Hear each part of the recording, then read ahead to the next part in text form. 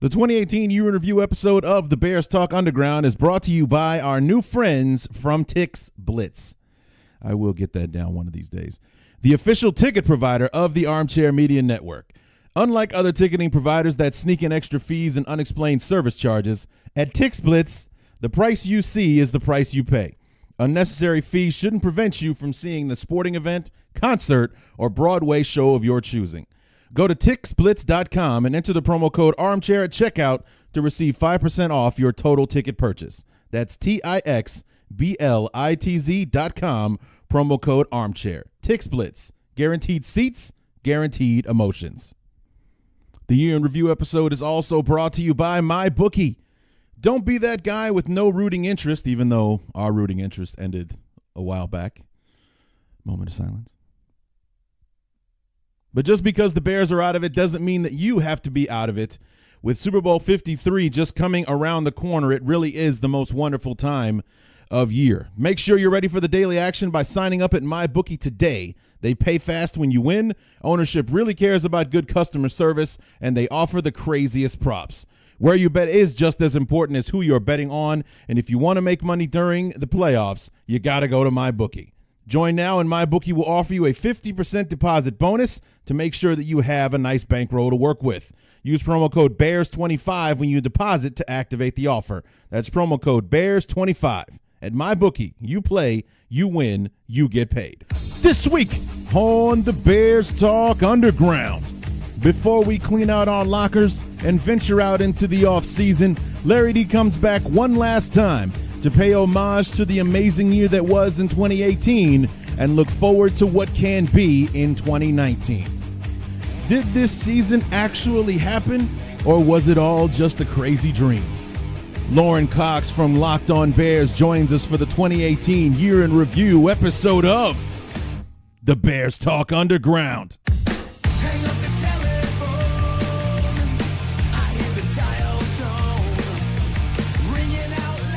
I've been putting this off as much as I possibly can just because once I do the show, then it really is over. You know, it's just one of those things you do not want to admit that moment on Sunday, January 6th was actually real. And unfortunately, it was. What's going on, everybody? Larry D back for the season finale, the Year in Review episode, talking about the 2018 season and everything that was.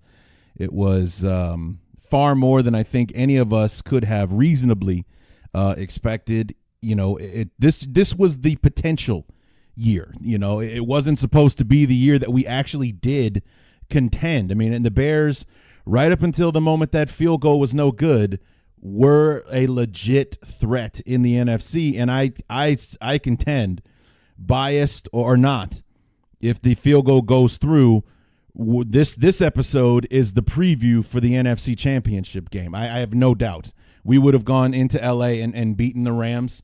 There's no way they put up 270 on the ground against us. We'd have done exactly what we did the first time. We'd have shut down the running game and put it on Goff and watch him crumble on national TV for the second year in a row. So it just, because he did it last year against the Falcons. That's what we would have done. I have no doubt, none whatsoever. I have no doubt that we'll do it again in 2019. We do get to play the Rams, and we do get to go to L.A. and do it. So I kind of actually want the Rams to win the Super Bowl so that maybe the sexy game, because we'll talk about the games for what the schedule is for the Bears next year, who their opponents are, and everything. We go on the road to L.A. next year, and wouldn't that be something if the Thursday night kickoff game of 2019 was Bears-Rams in L.A. The defending champions are hanging their banner only to get their asses kicked by the next champ. So that would be something, wouldn't it? But yeah, that's my one rooting interest in the Rams is that the Bears are a road opponent for the Rams next year, and going on the road to start the year is a possibility. The Thursday night game to kick the ever-loving piss out of the Rams and ruin their celebration, wouldn't that just be a statement to make to let everyone know who the king of 2019 is really going to be? I would enjoy that thoroughly, by the way. But we'll have to wait. It'll be at least 3 months before we find out if that's how it's going to be when the schedule comes out in April. And just before we get to everything, first of all, I hope you're comfortable. I got some snacks and some drinks and a comfy chair, or you got plenty to do at work, however you get down when you listen to the show, because you're in for it here. I've had Lorin Cox on the show. Love having him on. And yeah, I broke the interview up into two pieces. One will basically be the actual year in review, where we will go back, talk about 2018, break it all down, and some other miscellaneous stuff along the road and what discussion comes up. And then finally, the closing segment of the show will be the awards. We're going to give out the year in review rewards. We're calling them the Larrys. I think we only actually say the word Larry 2 or 3 times throughout the whole segment. But, yeah, I had some issues about what I should call the actual awards. It's the Bearstalk Underground, BTU. So I'm like, no, okay, I'm not calling my awards the booties. I'm not calling them the undies. And so we just went with, the Academy Awards or the Oscars. Well, the Bearstalk Underground Awards will be the Larrys. So there you go. Anyway, but Lorin comes on, and after talking to Lorin, I realized that I did not want to have anybody else on the show because it would make it a 9-hour extravaganza. And I know some of you are for that, but yeah, I just thought that there wasn't anything that he and I didn't cover in our conversation. So we really did take care of it all. So, but real quick, before I get into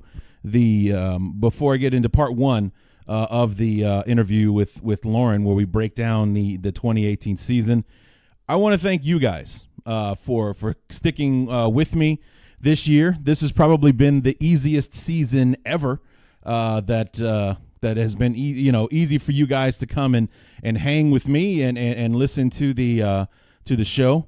I appreciate that most of you guys have been around even through 3-16, just a couple of years ago in 2016. The frustration that was watching the Bears offense run into a brick wall repeatedly in 2017, while our defense appeared to be a top 10 unit that was being wasted week in and week out. Because of our offensive output, or more specifically because of the idiots running the offense. And, using the show as a form of therapy, if you will. A lot of you have told me that over the last couple of years. It's been a trying 5 seasons to get to this one where it's actually a happy thing. We had 12 Victory Mondays this season. A lot of interesting conversation during the preseason about what is Nagy doing. He's barely playing anybody. How is this going to hurt us? And truth be told, it really didn't. I don't mind if he does it again next year. Who cares? If we win 12 or 13 games again next season, and we don't see Mitch and company in the dress rehearsal game, who's going to complain? We know what we're in for this time around. So I want to thank you guys for listening to the show, and for all of your input and your interaction on Twitter and Facebook. It really does mean a lot to know that people are out there listening to me, and I'm not just sitting in front of this desk talking to myself. So it's nice to know you guys are out there. And I will be around during the off season, probably a little bit more present than I have been in the past. This hiatus that I'm about to go on is probably going to only last through the Super Bowl and maybe a little bit further after that. Generally, in the past, I would have basically taken the offseason off, and the next time you hear from me would be around free agency. Well, the Bears are light on cap space this year, and we also don't have a first or second round pick, so the off season is going to be a little rough for us this year. But at least we're not talking about top 10 picks and trying to revamp a roster that really needs an injection of talent. Ryan Pace really knocked it out of the park this year.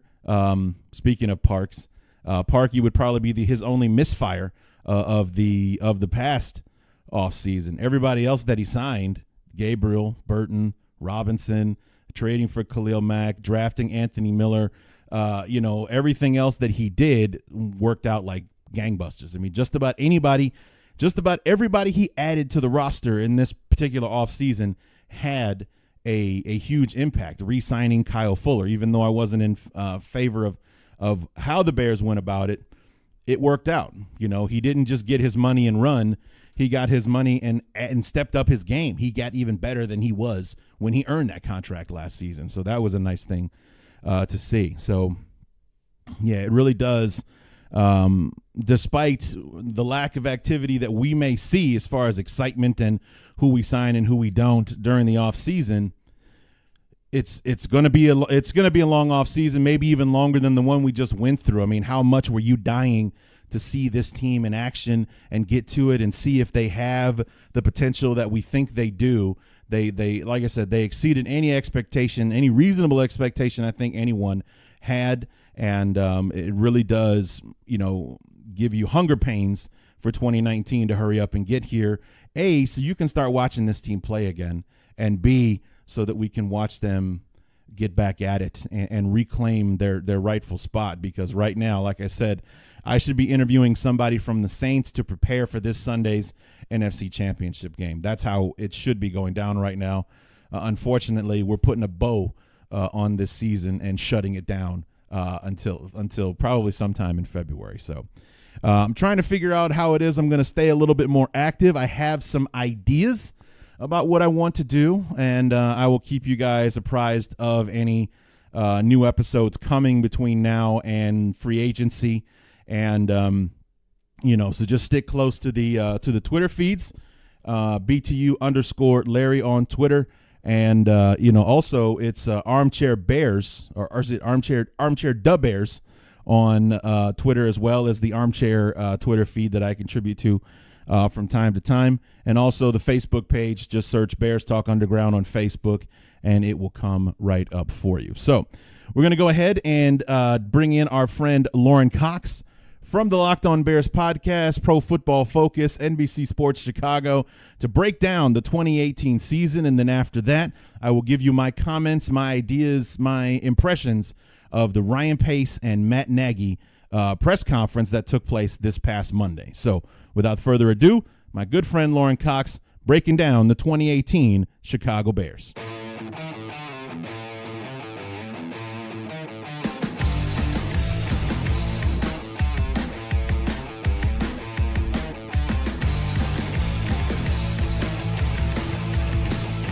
So here we are, having this conversation about a month earlier than I wanted to, than I think any Bear fan wanted to, but we're recapping this 2018 season. It's so bittersweet because the sweetness being the season that we did have, the bitter being the way that it ended, and the fact that it is all over. And here to help me kind of dig my way through the season, our good friend from the Locked On Bears podcast and the 80 other things that he's got on his resume right now, Lorin Cox. Lorin, welcome back, sir. I appreciate you having me on. I look forward to this every year. Yeah, I'm hoping to have this either in like late January or early February this year, man. I really had a feeling about this team and where it was going to go, but having this conversation right now, it's just not really when I wanted to do it, you know? Yeah, I totally see what you mean. I mean, after you go 12-4 and win the NFC North, and 9 out of the last 10 games, rolling into the playoffs, not exactly the ending anyone was expecting. Yeah, and I've said it on my show. I believe I heard you say it on yours, that it was one thing for the season to end, because that's the inevitable for every team but one in the NFL, that the season will end in the result that you don't want. There's no team that wins the Super Bowl and we're like, we don't want to do that. We don't want to win the whole thing. I mean, there isn't one team that's like that. So, I mean, every team but one goes away unhappy. But for our season, with that defense, the way that our offense had, it was a roller coaster for the offense, but they were up and down throughout. But we saw constant progress out of our quarterback and everything. For it to all come down to the guy that we had the least amount of confidence in, just was like worst case scenario for just about every Bear fan out there. Yeah, and it's kind of like, of course, it's going to finish like that. Like if you had to, with everything Bears fans have been through here for the last, 10 plus seasons, if you had to handcraft the Hollywood script for how the Bears season would end. It's Cody Parkey missing the game-winning field goal and hitting the goalpost and of course it going viral with a nickname from the announcer that everyone's going to remember forever, the double doink. I mean, it's the perfect, compiling of the worst possible way the Bears season could end. Absolutely. Yeah. So, and I noticed some parallels between the first game of the year and the last game of the year. The Bears started the season on NBC. They ended the year on NBC. I want to say Sunday Night Football, but technically last game wasn't Sunday Night Football. But we lost by 1 point. We started the year with a 1 point loss. We ended with a 1 point loss. And in both games, our opponent had quarterbacks that the announcers could not shut up about.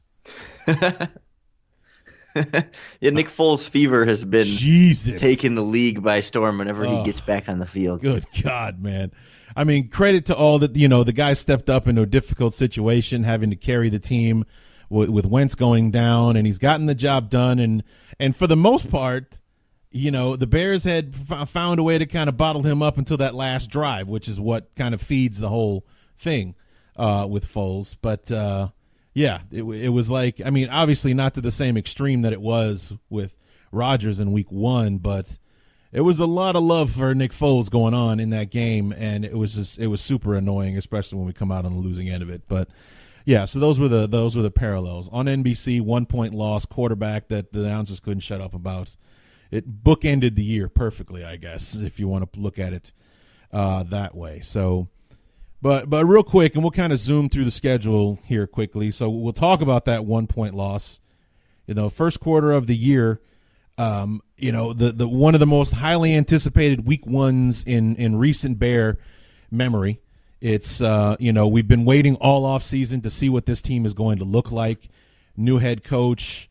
A more imaginative offense. We sign a plethora of new offensive weapons to, for Mitch to throw the football to, and then obviously just 8 days before the game, we add the biggest piece to the puzzle, which would be the huge trade for Khalil Mack. And we come out, we're winning this game 17-0. We got a 20-0 lead at 1 point, and then it all falls apart in the fourth quarter because Aaron Rodgers and his bionic bad knee throw 3 touchdown passes to win that game.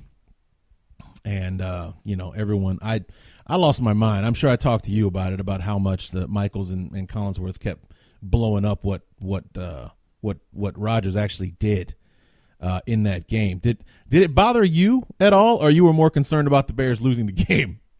Yeah, I mean, I get that Collinsworth and Michaels' job is to try and play up the dramatic effects of the game and try and make it seem like it's as big of a deal as possible. So I get it from their perspective. But yeah, for me, that game was almost more about how the Bears offense completely fell apart in that second half. And it was just like 3 and out after 3 and out after 3 and out. And the defense was on the field for these long drives and never got a break. And that to me was the biggest reason Aaron Rodgers was able to come back. They just went to that no huddle. There was no pass rush, and it just fell apart from there. Right.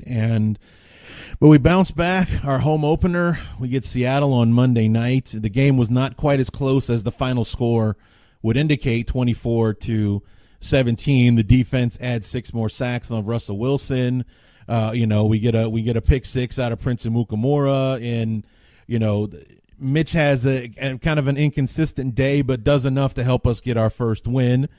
Then in Arizona, that's where, probably the one time all year I was like, what kind of team do we really have here? We just got down a 14-point, deficit to the Arizona Cardinals, who were just a terrible football team this year. But slowly but surely we build our way back and we win that one.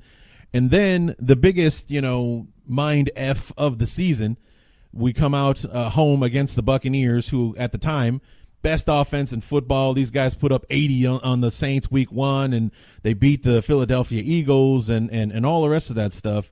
We shut them down completely. We win the game 48-10, and Mitch throws for 6 touchdowns, and we were all thinking / hoping, was this the epiphany? Is this the moment where it really clicks for Mitch and he's just going to go Pat Mahomes on the rest of the league?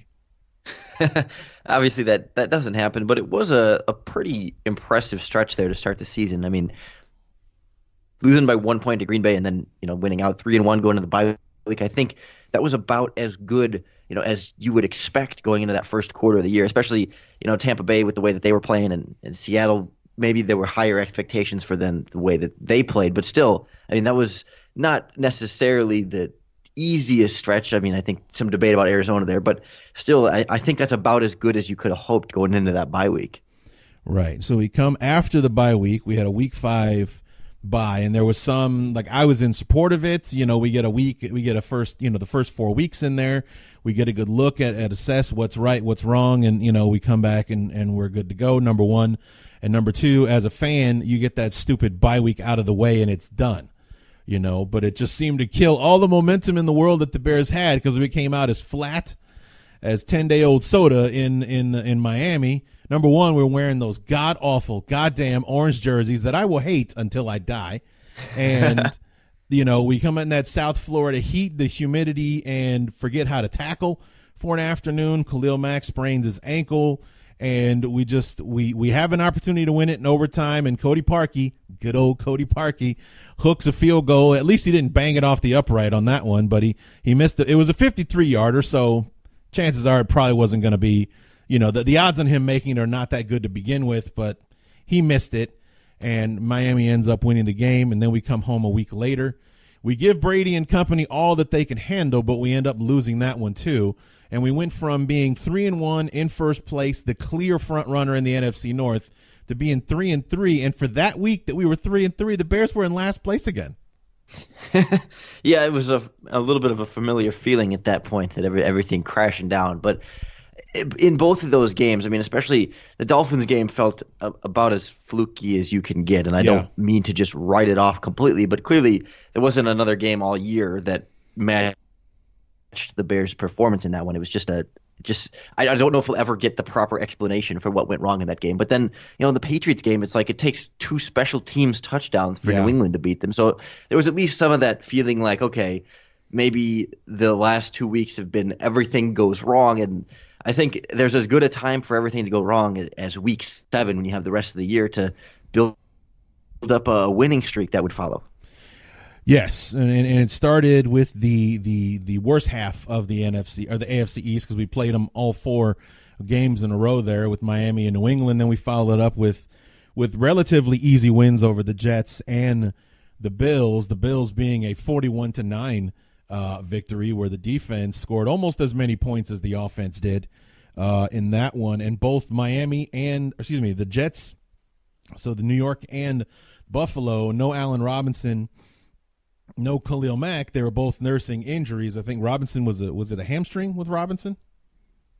Was it a hamstring? Sounds right, but I believe it was like a soft tissue injury for him, like a hamstring or a groin that kept him out for 2 weeks. Okay. And then Khalil Mack, obviously with the ankle injury, he tried to play through it against New England, was largely ineffective in that game.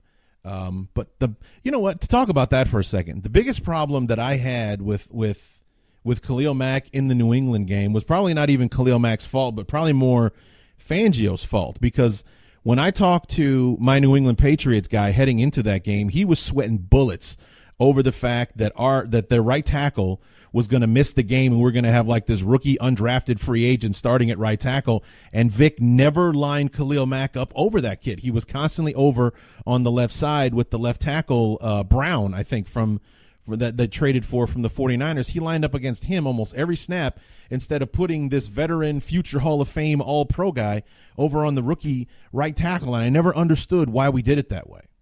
And that was the game when Khalil Mack dropped back into coverage more often than he pass rushed. It's just a weird I don't know if that's Vic trying to throw something at Tom Brady that he's not going to expect. I mean, I know Tom Brady historically been one of the best quarterbacks in the NFL against the blitz. So maybe, because he's so good at identifying where the weakness in coverage is when you're sending pass rushers, maybe the thought process is dropping 8 back in more often is going to take away those quick throws from Tom Brady. And I guess to some extent it worked in the sense that, the Patriots offense was only able to put up, let's see, so quick math would tell me 17 points, I believe, with the 2 special teams touchdowns. So in that sense, maybe it kind of worked, but it still looked bizarre and didn't leave you with a lot of confidence in this Bears defense.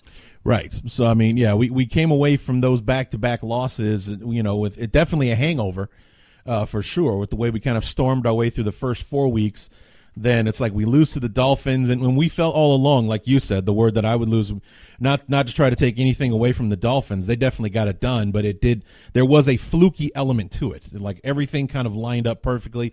We're coming off the bye. We're rusty. We're wearing those lousy jerseys, the humidity and the heat. I'm never going to let it go. My fans tell me, my listeners, they want me to let it go. I'm never letting it go. I absolutely hate them. That's one of the main reasons I want to get Hakeem Hicks on the show. I've kind of been bugging him on Twitter lately about trying to get him on the show because he's the one that lit the fire that is the orange jerseys coming back in 2018, and I need to hold him to account for that. So it's clearly his fault. Absolutely. He's the one who started it. He's the one who went on Twitter and said, boy, wouldn't this look good? Somebody photoshopped an orange jersey on him because he wasn't around when the orange jerseys were in play. So somebody photoshopped an orange jersey on him. He tweets a picture of it. Next thing you know, a couple of weeks later, we're talking about orange jerseys in 2 games this year. Worst 2 weeks of my life. But, it just the way that it happened, you're kind of wondering, we lose that game to Miami. And like you said, there was a fluky element to that. But it's like we also lost again to the Patriots. And as the Patriots do, we found new and creative ways to lose that game with special teams going sideways on us on that one. And kind of wondering, well, what kind of team do we have? And then we show up against the Jets. We show up against the Bills. But those were 2 of the lesser teams in the league this year, so it still kind of left some doubt going into it. And then we come into the third quarter of the season. We had that 3-game stretch that we'd all circled on the schedule when it came out. 3 games, 11 days, all divisional games, and we'll really know after this first 8 weeks, 7 weeks, whatever we got, we'll really know what we have. After that 3-game stretch, if we win at least 2 of them, we'll know the Bears are for real. Yeah, and there was some kind of feeling that, after playing the Packers so close, I mean, despite everything else that had happened that season, there was still this kind of confidence in those interdivisional games that, as much as Green Bay it was supposed to be the Green Bay and Minnesota competition for first place. Right. And the Bears kept injecting themselves into that. And the Lions at that point in the season weren't, completely out of it yet, but there were starting to be some doubts about whether they would be in it. But the fact that the Bears were able to stick with those top teams, despite what had happened against the Dolphins and the Patriots, I think there was some expectation and some confidence that, hey, you know what, especially the Lions at home in the first one, it's like, okay, the Bears can take care of business in that one, but then the Vikings in prime time on Sunday night was going to be kind of the big – it's the big test. As much as the Patriots were a big test, it's not quite the same when it's New England and it's the dynasty and it's Tom Brady and it's Bill Belichick. I mean, you almost expect to lose that one almost every time, but – when it's the Vikings at home in prime time, week 11, kind of, the Bears are riding in a couple wins into that game, but the Vikings are still trying to keep their competition in first place there. That was, I think, one of the critical and defining games for the season, even though it wasn't a lopsided victory and it wasn't even the most pretty offensive performance. It said a lot about this team to be able to fight through that and come out on top. Yeah, and you mentioned, losing to the dynasty and the Patriots and all that kind of stuff. I remember, when I was talking to my Patriots guy on the show, I told him that, if we have to lose, I just want it to be close because I think like the combined score of the 2 previous games, and granted, one of those games was against the last playoff team the Bears had in 2010. Brady and company come into a snow-driven Soldier Field and murdered that team. It was like, this is the difference between where we are and where we want to be. That was that game. It was the national game on CBS that year and all that kind of stuff. Ran us off the field. I think the score was like 40-something to 10 or 7 or something ridiculous like that. And then we all know how bad it went in Foxborough in 2014, where the highlight of the game was Lamar Houston blowing out his knee after sacking Jimmy Garoppolo in the fourth quarter. I just wanted it to be competitive and close because I thought that if the Bears can at least do that, then we know we're on the right track. And, we were Kevin White 1 yard away from sending that game to overtime on the Hail Mary. But that sound like a crazy sentence? We're a Kevin White touchdown catch away from going to overtime. Anyway. But, like you said, we come into this, we got that national TV game. It was flexed into national TV. It was supposed to be a noon kickoff, so it was flexed to the national stage. We're unfortunately wearing the orange jerseys again, so already I'm not feeling good about it. But we dominate that game against Minnesota. It wasn't as close as 25-20 final score would have you believe, but it really did say a lot. The Bears did answer the call against what was supposed to be the team in our division, and we beat them on national TV for the whole world to see. There was some parallels there to me to what would have been, I think, 2015, John Fox's first year, when Jay Cutler came back from injury and beat the Minnesota Vikings in kind of that big upset where the Vikings were undefeated at that point, and the Bears weren't expected to stand a chance. And I know that wasn't quite the same feeling going into the Vikings game, but it felt like a similar coming of I don't want to say coming of age, but coming of the team. That I know the Bears had, I believe, a better record going into this game, but it still felt like everyone was expecting the Vikings to win. Kirk Cousins had said we're on prime time because of us, and even though they scored late, the Bears shut them out in the first half, and 3 points in the first 3 quarters. That was like I said, a little bit more of a season-defining win up to that point, kind of telling the rest of the NFL, or at least the first sign to the rest of the NFL, that these Bears were here to stay and were a little bit more legitimate of a contender than a lot of people thought, at least for a few more weeks. Yeah, then on the shortest turnaround, what I've heard, I don't know if it's how true it is, that the shortest turnaround in NFL history between games, less than 85 hours between the gun sounding off at the end of the Minnesota game to the opening kickoff Thursday morning against the Lions on Thanksgiving. Back and forth battle between these two division rivals. The Bears always seem to, at the very least, allow Detroit to stay in the game when we're in Detroit. It's always tougher on the road against the Lions. But in the end, it's Eddie Jackson and his pick six that win us the game. And we have two of the greatest touchdown celebrations ever in that game. First with Eddie directing everyone in the calisthenics. I thought that was great. And then, of course, the Motown review that takes place in the end zone after the Kyle Fuller interception to seal the game. That's still my favorite of the year. I was like, I want to know who was choreographing those touchdown celebrations. That guy deserves a medal. But, but we had those 3 games circled. We were wondering what kind of team we would have. Those back-to-back games in 12-day span, we played 3 games, 3 division rivals, and we came out 3-0. And it's like, yeah, we're for real now. We're 8-3, 9-3 after those games, and it's like, yeah, we're on a roll now, and everybody needs to pay attention to this team. And it spoke volumes that Chase Daniel could come in for that Lions game and win on a short week, without Mitchell Trubisky, and the fact that it just showed how much the rest of the team was in position to step up and carry this team to victory. I mean, even in that game, the Bears as a team rushed for 38 yards. So your backup quarterback with no running game defeats the Detroit Lions on a short week, perhaps the shortest week in NFL history. And that, to me, said more than I think we realized at the time. Right. And then let's talk a little bit about that Giants game. We have, that's the one thing that as far as to-do list for the Bears in 2019 for Matt Nagy is, I know that we had some kind of deficit in both of those games. Number one, the Miami game, and I'm going to say it again, the orange jerseys. Number two, coming off the bye, that kind of thing, the heat, the humidity of Miami. So we had things going against us that kind of worked, and obviously it did affect us throughout the game. The defense was absolutely worn out. The offense, for the most part, wasn't putting drives together. Because I remember, I think when we came out in the second half there, we scored 3 points in like 5 plays or something bananas like that. I mean, we had the touchdown, like a 4-play drive. Kyle Fuller intercepts a pass, then Mitch throws a touchdown on the very next play. We score 14 points in like 12 seconds or something crazy like that. But, then we come off the mini bye where without our quarterback, because Trubisky had that injury against Minnesota. It was raining outside, and then 2 of the flukiest interceptions that you're ever going to find. Chase Daniel hits Alec Ogletree in the face with the football, and he ends up he just actually ends up hanging onto it, runs it in 7 yards for a touchdown. And then that crazy one-handed interception that he will never duplicate ever again in his career eliminates what would have probably been a touchdown pass to Tariq Cohen. And the touchdown pass from just so many things that went bananas in that game that if the Giants had played the game straight up, we probably beat them if not for all these crazy plays that bounced their way in that game.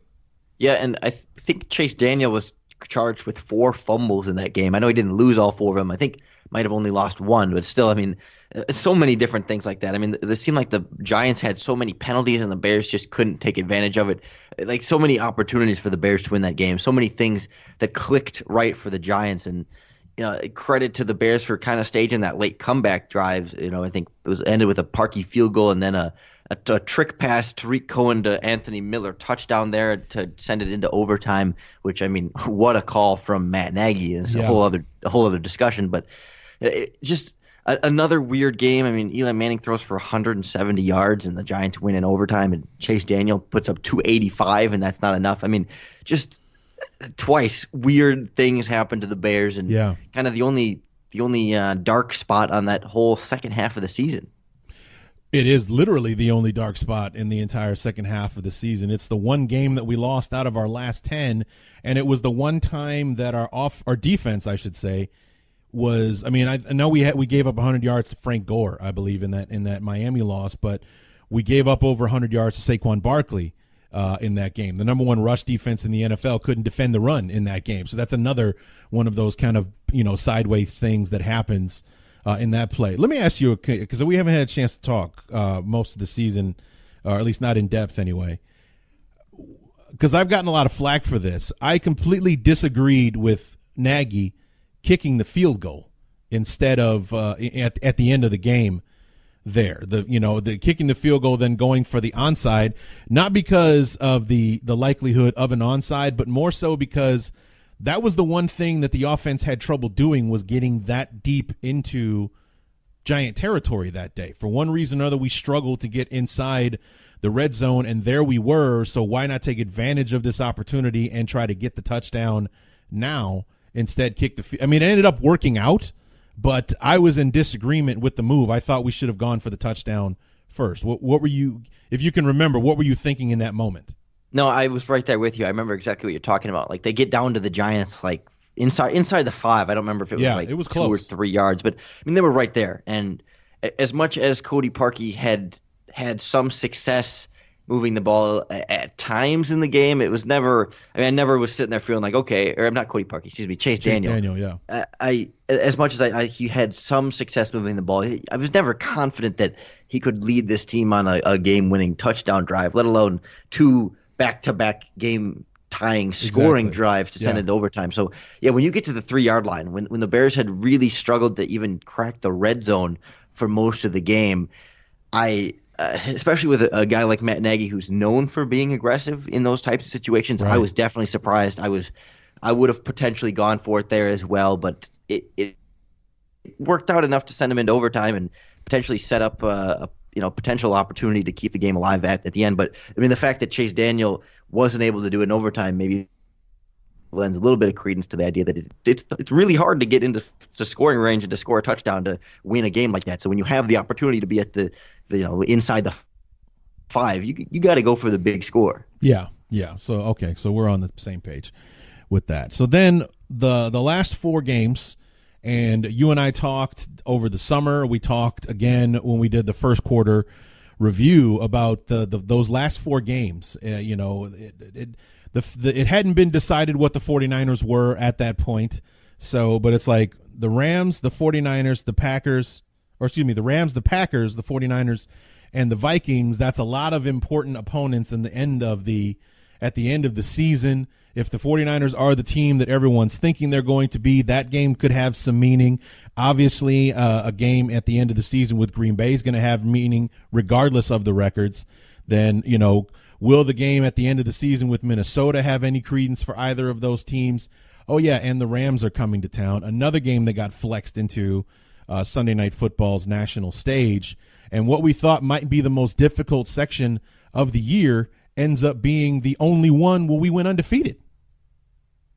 Yeah, there's something crazy about that, too. I mean, as much as, when you get there, the context changes a little bit that the 49ers are obviously out of it. And by then the Packers had fired their head coach. So, I mean, they were out of it. But still, like you said, whether either team has fired their head coach, when it's Green Bay and Chicago, the games always mean something. So I'm not trying to minimize the importance of that one, because even with Joe Philbin, that game still said something about this Bears team. But to beat the Rams the way they did and to end the season beating the Vikings the way they did, yeah, I mean, I think that was what gives Bears fans the most confidence going into the playoffs.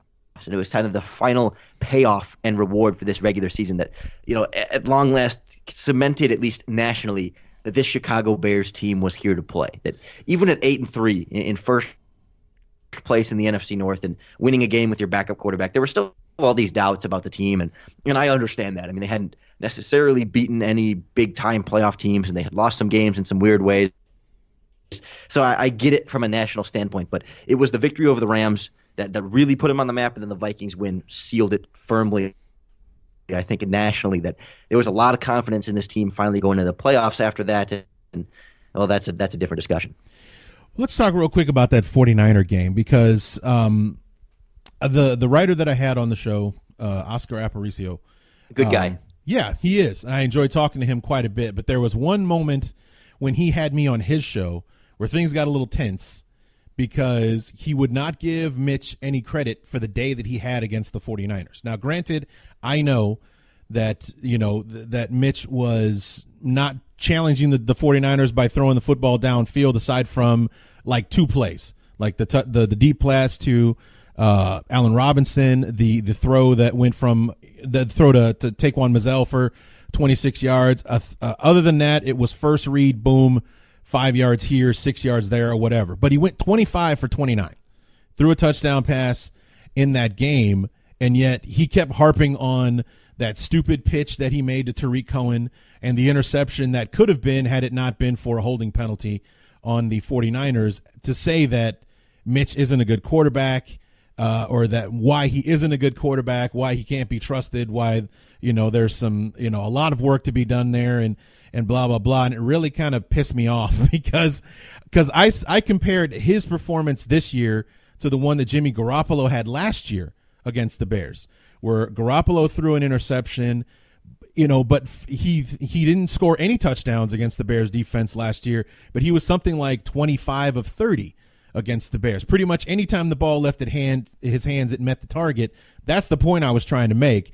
He kept trying to make it about the mistakes that Mitch made, as to, like, I guess his issue was me comparing my quarterback to his, and like these two there's no comparison there, even though they had very similar days in the two games that were played. Yeah, I mean, that was one of those Mitch performances. It's just like he does everything he's asked to do. Yeah. But he's just not asked to do a lot, and it's not necessarily his fault that he wasn't asked to do a lot. And he hit, those two downfield throws. You're right. It was, I think, 43-yarder to Allen Robinson and 26 to Mazzell. And there was one other deeper one over the middle. I want to say Trey Burton. No, it wouldn't have been Burton. Anthony Miller, maybe, or I think so. I don't remember who, but he it may have actually been Gabriel, exactly. Wasn't it? It was Ben Broniker. I just looked at Ben Broniker over the middle. Christ. For yeah, 18 right. yards. Yeah. I knew it was a tight end. But I mean, he takes care of the football. He does what he's asked to do. And I'm not going to go and say this was a, over the top, impressive, dominant performance from Mitchell Trubisky, but he took care of the football. I believe it was, I think Kevin Fishbane from The Athletic said it was a Bears record for completion percentage in games with at least like 16 pass attempts. So, I mean, when you take care of the football and you win the game and you score a touchdown and, you don't turn the ball over, although he tried away with one in that game. And actually he did fumble and lose the ball that way, but didn't throw an actual interception. And I get where Oscar's coming from, and that it wasn't this, game-changing, game-breaking performance from Mitch, but he did exactly what he was asked to do, and he won the game. And at that point, that's all you need. And I think he and I were misunderstanding each other about the point that each other were trying to make there. I wasn't trying to say that Mitch dominated, or that Mitch was the reason that we won the game. I was just trying to compare his performance to the one that Garoppolo made the year before. They both had these highly efficient games. He was like 25 of 30. Mitch was 25 of 29 or something like that. They both had mistakes that they want back, but what they were asked to do and what they did was enough to get their team the victory in their games, was the point I was trying to make. And I think that he saw it as me trying to compare Mitch to Jimmy Garoppolo, and I think that that's where it got touchy for him. So I never get a chance to talk to him about it after the show, but I think that's maybe where the miscommunication was. He was looking at it as a comparison of players. I was looking at it as more as a comparison of the games that each player had in their respective games. So maybe that's where it was. And I would say, yeah, I think you mentioned that Jimmy Garoppolo had an interception in that game too, and I guess Mitch technically didn't, but still threw the one. But right, but yeah, I totally see what you mean. Yeah, I mean the mistake that obviously Mitch would probably want back is making that stupid pitch to Tariq Cohen.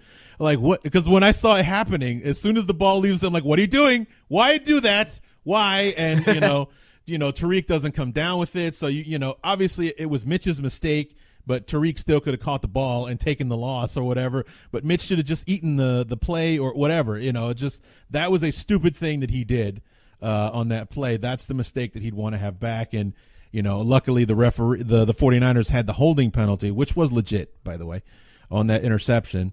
So it wasn't like some bogus call the referees just gave and we got lucky or anything. We got lucky, period, but still. So anyway, that's one thing I want to talk about. And then going into the Minnesota game, where were you at with what you wanted the Bears to do? Were you cool with Nagy saying we're going to play to win the game? Hindsight being what it is, 2020 and all the rest of that. Did you want them to rest the starters because we're locked in?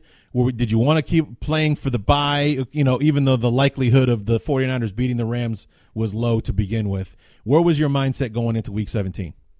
So, I recognized right away that it's a no-win situation for Matt Nagy, right? That if he plays the starters and somebody gets hurt or whatever, which it ended up happening to some minor extent, then he could get all the blame for playing starters and not resting them. Or if they rest their starters and then they lose the game and then they lose their first round of the playoff, then then he should have played the starters in Minnesota. I mean, there's a lot of ways when that could have gone wrong for Matt Nagy. So I could kind of see the idea behind both, but I agree generally with the idea of playing the starters and at least through halftime to kind of see how the 49ers game was going to go and playing them for the rest of the game I didn't have a problem with. I felt like, resting your starters in Week 17 can be more of a thing when you're an established, I don't want to say dynasty, but at least a year-to-year contender where this isn't new for you and this is something your players are experienced with and have been through year to year. But I felt like this was a Bears team this year. They were overachieving a little bit from where we expected, and they were kind of just riding the wave of the excitement and the high quality play that they've been getting from both sides of their ball. So I felt like it was important for them to kind of maintain that energy. I felt like in some of their losses, we had seen the energy kind of dissipate from this team. So to maintain that through Week 17, ride it into the playoffs and kind of keep that momentum going, the winning streak going, that confidence going, and that club dub energy at the end of every game to carry them into the week. I thought winning was more important. Even if the win didn't mean anything, wins meant more to this team, even in a non-important situation, than maybe it would to the New England Patriots in Week 17 or the New Orleans Saints in Week 17. When they've been to the playoffs every year and they have a Super Bowl quarterback and they don't need to play in Week 17. But I felt like this Bears team, they're young, they're energetic, and they've been really feeding off of the victories that they had. I thought it was important to just play through Minnesota, pretty well dominate Minnesota the way that they did and bring that confidence into the playoffs. Yeah, that was a super impressive win, the way that we beat Minnesota in a place, even though it's a new stadium, but in a place where we historically do not show up, and it's very rare that the Bears win in Minnesota, and always seems like we find a way to win when we're headed someplace. We beat them there in 2006, we beat them there in 2010, we beat them there this year, and coincidentally, all three of those seasons saw us going to the postseason. So, maybe that's the key to the postseason is winning in Minnesota. Regardless, we were headed there anyway, but unfortunately, as it was in 2010. Our result in the result in Week 17 ended up being our undoing. And this time, back in 2010, it was we need to beat Green Bay to keep them out of the playoffs. We didn't do that. Green Bay beats us in the NFC Championship game. This time, it's if we win, Philadelphia is in, and we win, Philadelphia is in, and Philly's the team that ends up beating us the wild card round. Now, we talked briefly before we got started. And I apologize for blubbering and the crying. It was I hadn't had a chance to get that out yet, so I apologize. But we did in private, so it's not embarrassing. But it was as it had been all year long, which is another reason why I'm so sad that the season is over. Every game that the Bears played in was either interesting or exciting or fun to watch from one aspect or another. I mean, even in the Miami game. It was just something about the fight that this team had to keep coming. Even though you could tell the defense was completely worn out, they pushed through. I mean, that play that Akeem Hicks made in overtime, they're literally inches away from scoring a touchdown to end the game. Akeem gets in there, rips the ball out of Kenyon Drake's hands, and the Bears recover it. The next thing you know, we have new life. We drive the football down the field to put ourselves in a position to kick the field goal, and unfortunately, Parkey couldn't push it through. But there was that. There was, coming back with, 14 points or 12 points, 11 points, whatever it was at the end of the Giants game to send that to overtime. The Kevin White catch. I mean, how exciting was that for him to actually come down with that catch and be a yard away from sending that to overtime and all the rest of that stuff. Kyle Fuller dropping the interception week 1. That one still stings, by the way.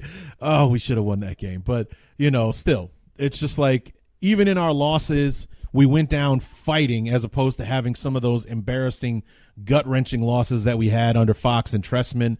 There's just, all the way through the wild card round, it was exciting. It was fun, edge of your seat. You're ripping your hair out, but there's no other place you'd rather be than watching that game.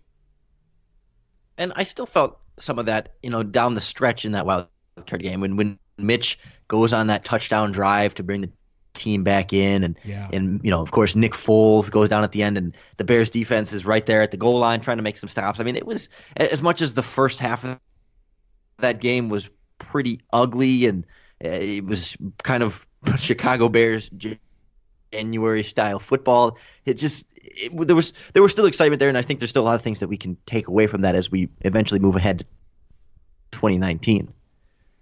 Yeah. I mean, how bananas was that Anthony Miller thing at the end of the first half? I mean, he catches the ball and Crayvon LeBlanc all at the same time. And because he held on to Crayvon LeBlanc, Crayvon was able to, technically rip the ball out of his hands for a fumble. Nobody picks it up, and then it ends up not being what it actually was because nobody picks it up. I mean, they had to dig deep into the rule book to find a way to actually show that why that was a legit call. But talk about a crazy sequence of moments there where, Anthony Miller makes this amazing catch.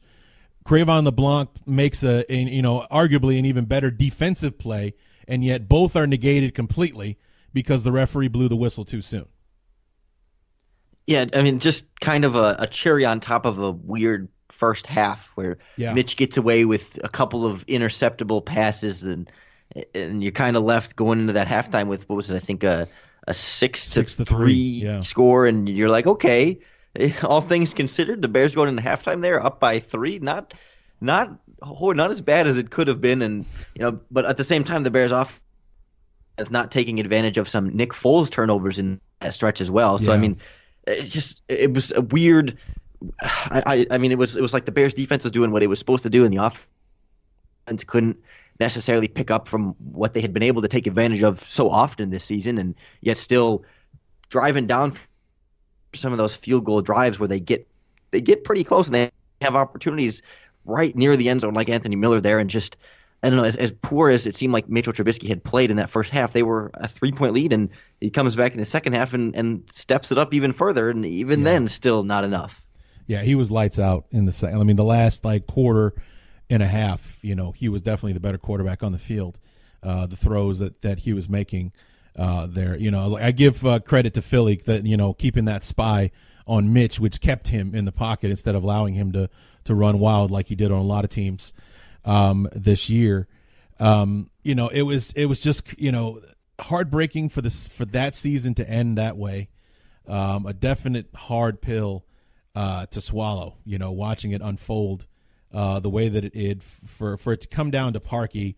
And where are you in the train of thought about it being any different if he'd have just hooked it as opposed to it going off the damn upright again? I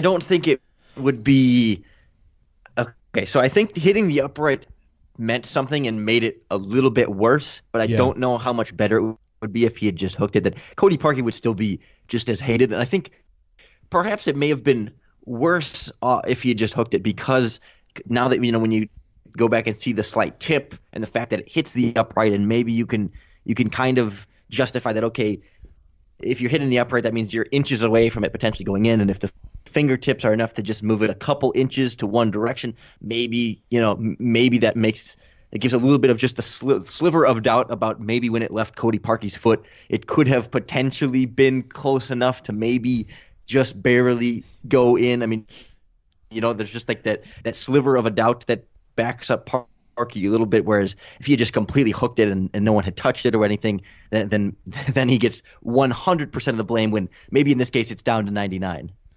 Right. Yeah. I mean, I don't know how because I've heard some people say that, well, it would have been better if he'd have just missed it. It's like, he did miss it. He did. So it doesn't change anything. It doesn't make him less of a bad kicker or, if anything, the fact that he got tipped and everything goes in his favor a little bit. I mean, especially because the guy got a fingertip on it instead of just blocking it outright. That's more the defender making a good play than it is Parkey being, making a bad kick or, the trajectory being too low or any of that nonsense. The guy made a really good play to get enough of the football, to get enough of a trajectory change for it to bang it off the upright. But I just think like a lot of Bear fans kind of took it as a slap in the face or a middle finger from the football gods that it went off the upright again, which has been the running joke on Cody Parkey since the Lions game. Yeah, and that's where this debate is hard, because it's like the ridicule almost goes up because he hit the upright again. Like it's more topical and viral and easier to make fun of. Whereas if he just kind of missed it, it's just, well, Cody Parkey is a bad kicker. But if it's like, but because he hit the upright again, it's like it's hard to be specifically bad in that way. It's so hard to hit the upright even when you're trying. So it's more funny. It's a bigger national story when he hits the upright versus, like, I don't think he goes on the Today Show if he hooks that wide, but because he hits the upright and because he had been known for hitting the uprights earlier in the season and Collinsworth calls it the double doink, then that's kind of what made it go viral, but it doesn't make the miss any better or worse necessarily. Yeah. Thanks for that, Collinsworth, dick. Now the double doink, that we got to listen to that for the next 7 months, but it's just, Did you hear him on Saturday night when Adam Vinatieri hit the upright and he said that wasn't a doink, that was a dong? No, I guess I missed that part. He was trying real hard. He was. Well, good for him.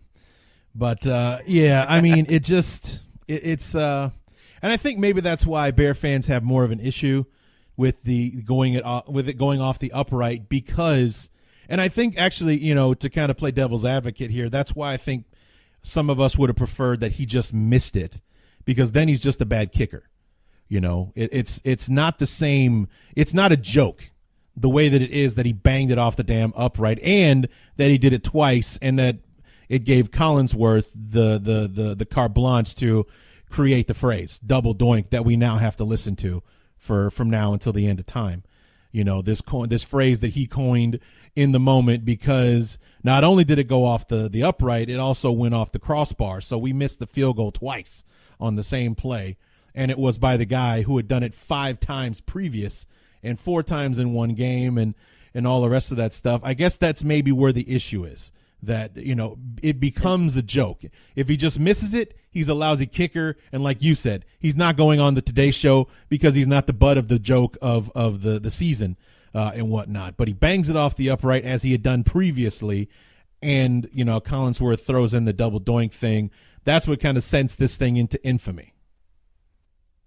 And when you were watching that live and it hits the upright and it's not, you can tell as soon as it hits the upright, it's not bouncing outside, it's bouncing back inside. Did you have like a second and a half of like, oh my God, is that bouncing in? Like when it comes down and hits the center upright, that maybe it's going to bounce over and inside. I mean, like for me personally, it wasn't until the kick hit the ground that I could really tell in that split second that it was a missed field goal, that like it hit the upright and curved back inside. I was like, oh my God, is he getting the redemption of hitting the post and it actually working for him? Wouldn't that have been something? I mean, did that go through your head at all? Actually, no. As soon as I saw it was headed towards the upright, all I could think was not again, not again, not again, not again, not again. And then it hit the upright, and I immediately, cover my hands. I close my eyes, and whatever. I didn't notice the double doink thing until NBC tried to show us the several angles they didn't have of it going off the crossbar. Wasn't that embarrassing for NBC? They kept trying to show it going off the crossbar, and they had literally like 0 angles of it actually happening, because the one from behind zoomed in so tight on the ball that all you saw was it go off the upright. Then the one that was from the sidelines that was way tight on the football, you just see it bang off the upright, and then they lose it completely. They didn't have one from behind the goalpost for some reasons, and they tried to show us all of them, and they didn't have a shot of it anywhere. So, yeah, it wasn't until they tried to show us the replays they didn't have of the second doink that I realized that we had a second chance at that ball going through. I mean, if it would have been one of those oh no, oh yeah situations had it gone our way, it bangs off the upright, hits the crossbar, and then falls in, I would have been heartbroken and then elated. That's with my initial reaction. That's how I would have been. Would have been like, oh Christ, he missed it. Oh my God, he made it. That would have been me, because I didn't see it. I didn't see the second life and then watch it fall into the end zone, kind of thing. So no, I would have missed that. So yeah. So that was the season. At least, go ahead. I say at least NBC had the compilation of doinks lined up, all ready to go to show you all of the other times he'd done it this season. Assholes. Anyway, so that's the season. It's over. I think Matt Nagy's face on the sideline afterwards said it all. Like he was literally in disbelief, sitting there with his mouth open, his arms crossed, like he was frozen in that moment. He was frozen. He could not believe the season ended, or that the season ended that way. Maybe that's what his thought was. Like, this is how it ends, like this. But yeah. But to back Parky up a little bit, not my favorite thing in the world to do, but we had plenty of chances, or there were opportunities, mistakes that were made in the game that could have prevented that from happening. The 3 penalties that we had on Philly's touchdown drive, we gave them 70% of the yards that they gained to score that touchdown, with 52 yards in penalties on that. And everyone kind of wants to talk about the 33-yarder on Prince Amukamara. If it wasn't for Adrian Amos's defenseless receiver penalty on 3rd down, none of that happens. So it's more on Amos than it is on Amukamara as far as who made the bigger mistake. Obviously, Amukamara gave up more real estate, but it was Amos that gave the Eagles new life. And then obviously the 2-point play where the Bears would have had 17 points. And if either Philly, after they score the touchdown, either Philly's tying it to send it to overtime, or they're trying to go for 2 and win. And if everything happens the same and we make that 2-pointer, we win when we shut Philly down on that 2-pointer. Or we are going to overtime, or Cody Parkey misses a field goal that would have won it in regulation, and we're going to overtime anyway. So, I mean, the Bears had plenty of chances in that game, and, one of the running themes on a lot of the games the Bears have played in the second half of the year is whoever makes the fewest amount of mistakes will most likely be the team that wins. And this was my big theme for the Rams game, was that if the Bears make more mistakes than the Rams, I have no doubt the Rams will win. If the Bears make fewer mistakes than the Rams, the Bears will win, and that's what happened. So that's what I was kind of thinking in this game, what I like to call high-level football, which is what the Bears have been playing this year, thank God. When it comes down to it, the team who makes the fewest amount of mistakes will most likely be the team that wins. And granted, Foles threw 2 interceptions, but we had those 3 penalties that extended the drive, the failure on 2-point conversion, and the Cody Parkey missed field goal. That's 5 by my count. That's way more than 2 interceptions from Nick Foles, and that's why we lost the game. Yeah, my big takeaway from that game is just like you can't score 1 touchdown offensively and expect to win playoff games. Right. You know what I mean? Like if I had told you entering that week that the Bears would hold Philly to 16 points, you're like, okay, Bears on to the second round. Absolutely. So I'm with you that Cody Parkey has to hit that kick. There's no escaping that. There's no diverting that. There's no denying that. But at the same time, I mean, the Bears had so many opportunities. I mean, 1 more point from that 2-point conversion, or one of those 2 Nick Foles interceptions. The Bears turn that into a touchdown. It's a totally different game. Or they stop that touchdown on 4th down, and it's a totally different game. I mean, there's so many plays throughout that whole thing where if one little thing had gone differently, it's the Bears playing the Saints, but instead, The Rams, it not ends the up Saints. falling on Cody Parkey's shoulders. But I do really feel like, as much as it seems like it's just Bears players defending their teammates, I mean, they're right when they say that it's more than just Parkey, and this was a team loss. It wasn't like, this is a shootout and both teams are playing really well and the Bears are flying around and Trubisky's lighting them up for 4 quarters and the defense makes some big plays and they just body blows back and forth and they just need this field goal, the one field goal to put them over the top, and it's a miss. That one I think would be more of the, put all the blame on Cody Parkey. But I just felt like with this game, there's so much more than just the last field goal. And it was just tough. Yeah, it's just the moment that everybody's going to remember about this game. And I spoke, and see how much you like my theory here. I'm sure as a fan you'll enjoy it. I envision that moment of us missing that field goal, or Cody Parkey missing that field goal, being the opening scene that you'll see in August of 2020, summing up America's game, the 2019 Super Bowl champion Chicago Bears. That's where that documentary will start. Will be that moment that we lose that game and how 2019 was redeeming ourselves from losing that game. Are you on board with that? Oh, absolutely. The producer, the television producer in me says that's absolutely where you start. And it's that just like the double doink is the audio that just kind of like you like let that echo out a little bit, and it's like and then you cut to like the Today Show and then you go from there. Absolutely.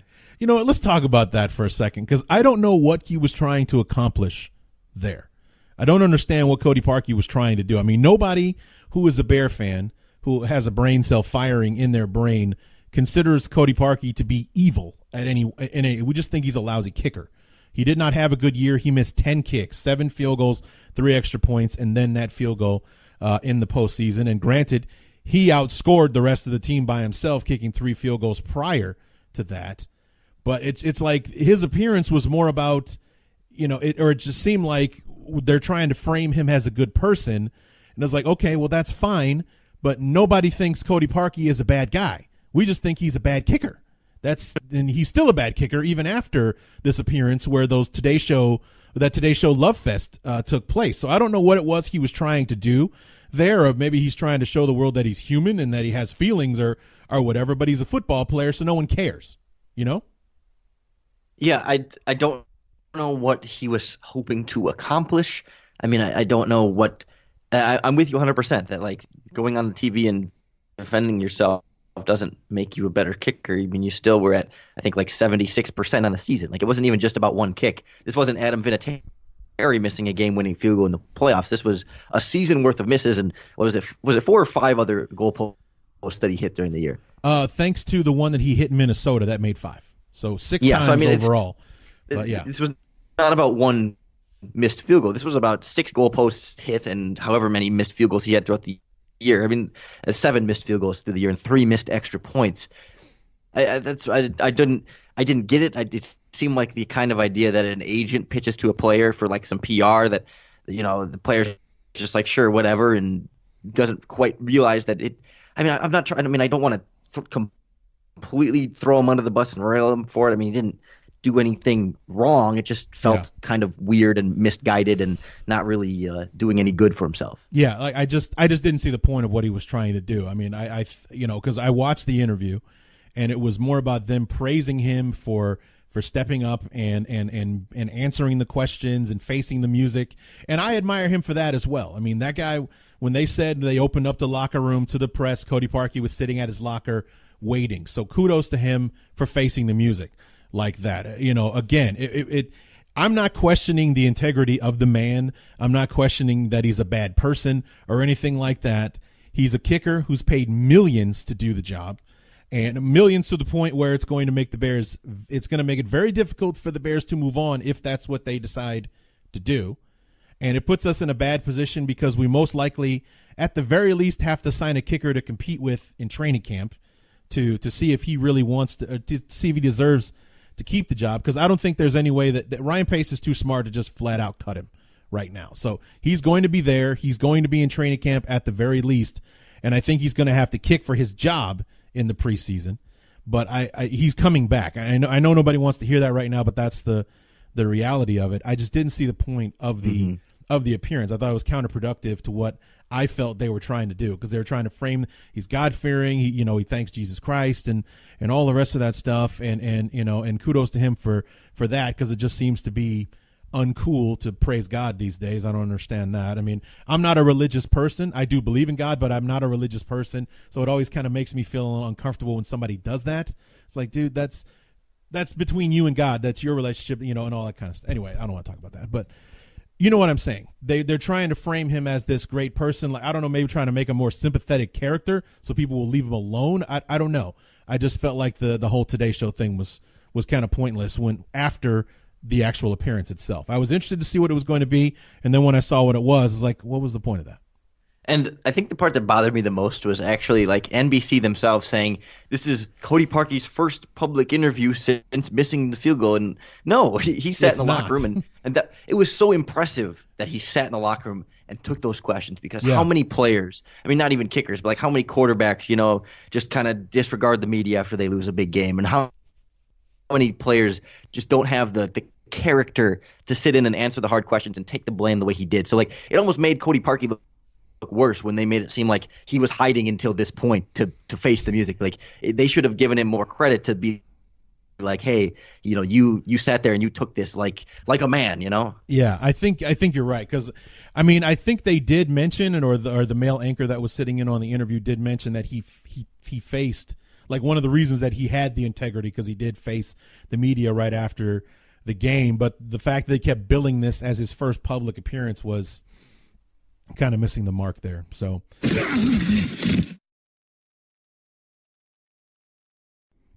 just going to take a quick break from our conversation with Lorin Cox. We'll be back in just a few minutes with the Larrys, with the Bears Talk Underground Awards for 2018. And before I get to that, the Bears had their big year-in review press conference on Monday. It took place after Lorin and I spoke. We talked on Sunday afternoon during the Patriots-Chargers massacre. And, so we had this conversation before the press conference took place, and some interesting things were mentioned during the press conference. Number one, Cody Parkey was one of the first things that they did talk about, and I thought this was a natural place for us to stop and for me to start talking about the press conference, because Lorin and I, we did talk about Parkey just now, and you did hear me say again that I expect him to be back. I definitely expect there to be at least a training camp leg for competition, make him earn the job in 2019 instead of just handing it to him in 2018. Maybe it will stoke the fire in him, and he'll be a better kicker for it, and what have you. But after listening to Ryan Pace and Matt Nagy talk, more specifically Matt Nagy talk about the Cody Parkey situation, this might already be a done deal. So, I mean, it also may have sparked why he went on the Today Show in the first place, because he had Matt Nagy talked about in the press conference about how he had exit interviews with every single player on the roster, from practice squad all the way up to, all pros like Khalil Mack, Akeem Hicks, and what have you. Everybody had to sit down and have a face-to-face with the man himself, Coach Matt Nagy, and Cody Parkey was in there. I have a sinking suspicion that maybe they already told him he wasn't coming back, and maybe that's why he went on the Today Show to try to put it out there that he's a good player or that he's a good guy. I'm worth taking a chance on, blah, blah, blah, blah, blah. Maybe. That's a conspiracy theory of mine. Just after hearing the press conference, it's one of those things I was thinking about. And, first of all, Ryan Pace definitely said there will be competition. We're not happy. We need more of an emphasis with the schedule that we have, the schedule we have coming, with the growing offense and stuff. Those points are critical, and you couldn't depend on Cody. He was our kicker, so we had to put him out there at the end of the game, and he let us down, and he didn't perform, and performance is the key. Basically, and that's something that Ryan Pace reiterated. He said it a couple of times. It's all about performance, basically saying, screw the cap hit. We'll take the dead money and send him off on his way. We need somebody that we can rely on to put the ball between the uprights instead of hitting the goddamn uprights. So I would not rule it out. I definitely thought it was not going to happen before, just because Ryan Pace is a very practical guy, and I thought that he would just be like, all right, so we'll just go ahead and we'll bring in some competition, and if Cody Parkey can't earn the job in training camp, then we gave him every single opportunity that we could. They didn't bring in any competition during the season when he was having the yips, or that horrible game that he had against Detroit. Didn't bring anybody in throughout the season, even though it looked like maybe that could have been helpful. We put all of our faith and confidence in him, and he let us down. So if I thought that would be the more practical thing to do. We bring in competition, and if he loses the job in training camp, we literally did everything that we could. We literally did it all. But I think what what really kind of ended things, if it is in fact over, was his appearance on the Today Show. I mean, you heard Lorin and I talking about it, like we didn't really see the point of it all. Like, nobody, even those of us who hate Cody Parkey for missing the kick, for getting it tipped or blocked or whatever, it's because of him that we're not in the postseason. And in all fairness to Cody, there were plenty of opportunities for the Bears not to be in that position. But that's how those were the chain of events. That's what it came down to, and that's why we gave him $15 million to $9 million guaranteed over 4 seasons to be the guy that bails us out should we find ourselves in that position. And there were a couple of instances this year. As a matter of fact, if he makes that kick in Miami, we finish 13-3, and we're waiting for our. We're waiting for a wild card opponent to make it to the divisional round. I mean, think about that. If he makes that kick in Miami, we win in overtime, and the rest of the season unfolds the way that it did. We're 13-3, which means we tied with the Rams, which means we have the tiebreaker over the Rams. The Rams play wild card weekend, and we don't. So, I mean, if you want to get into that whole ball of wax, then, yeah, let that drive you crazy. But when Matt Nagy was asked about the Today Show appearance, his comments were very interesting. You definitely got the vibe that they were not happy about Cody going on to the Today Show. I don't get the sense at all that he got the okay from the Bears to go on the Today Show, and I think that was very apparent by Matt Nagy's response when Nagy kind of said, it's a team mantra, if you will. It's not me, it's we. And he said that going on the Today Show was not a we thing, which means it was all about Cody. It was not about the team, and Matt Nagy is not a fan. So this thing might already be over. It might already be done, and Cody Parkey I think either Cody Parkey knew he was already cut when he went to the Today Show, so he just wanted to get his name out there. Maybe somebody will take a chance on him kind of thing, or it was okay. The Bears were reluctantly going to bring him back because of the contract we gave him last offseason, and the Today Show was the final straw. So if the Bears just go ahead and cut Cody Parkey, the Today Show appearance will be why. It definitely will be why. Another interesting topic of discussion was Kareem Hunt. Of course, Matt Nagy has ties to Kareem. Kareem was a rookie last year in 2017, led the league in rushing when Matt Nagy was with the Kansas City Chiefs, so he knows Kareem Hunt. And they asked him, what about the possibility of bringing him back?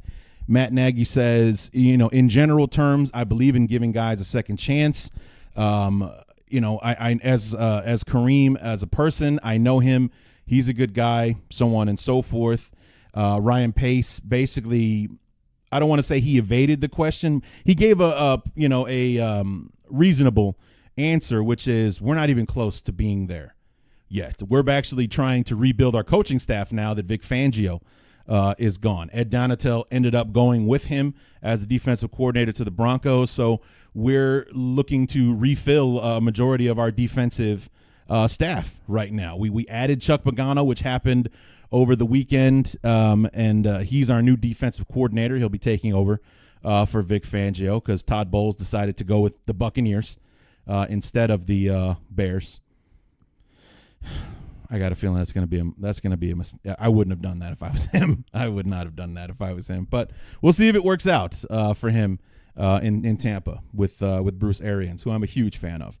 But when talking about Kareem Hunt, They didn't really talk much about the actual incident itself. They talk more about what he has to do. You know, he hasn't officially been suspended by the NFL yet. He's on the commissioner's suspended list or something, exempted list or whatever. But, you know, he hasn't officially been suspended yet, so he hasn't served a suspension at this point. And what his fate is still yet to be determined. And the reporters were asking, you know, do you think he deserves a second chance? Would you sign him? I would. Honestly, I would.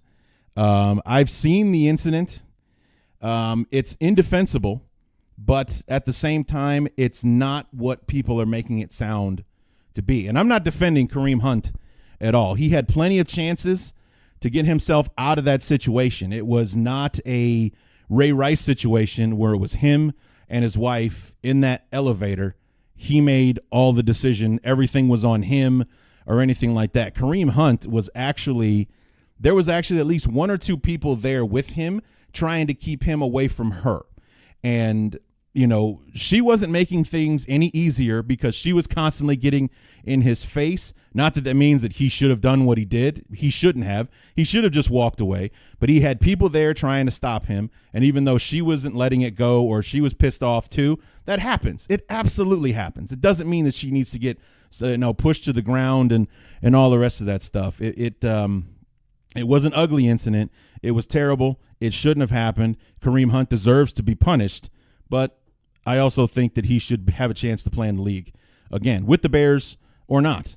He's a young guy. He made a stupid mistake. It's not like the Ray Rice situation. It's not.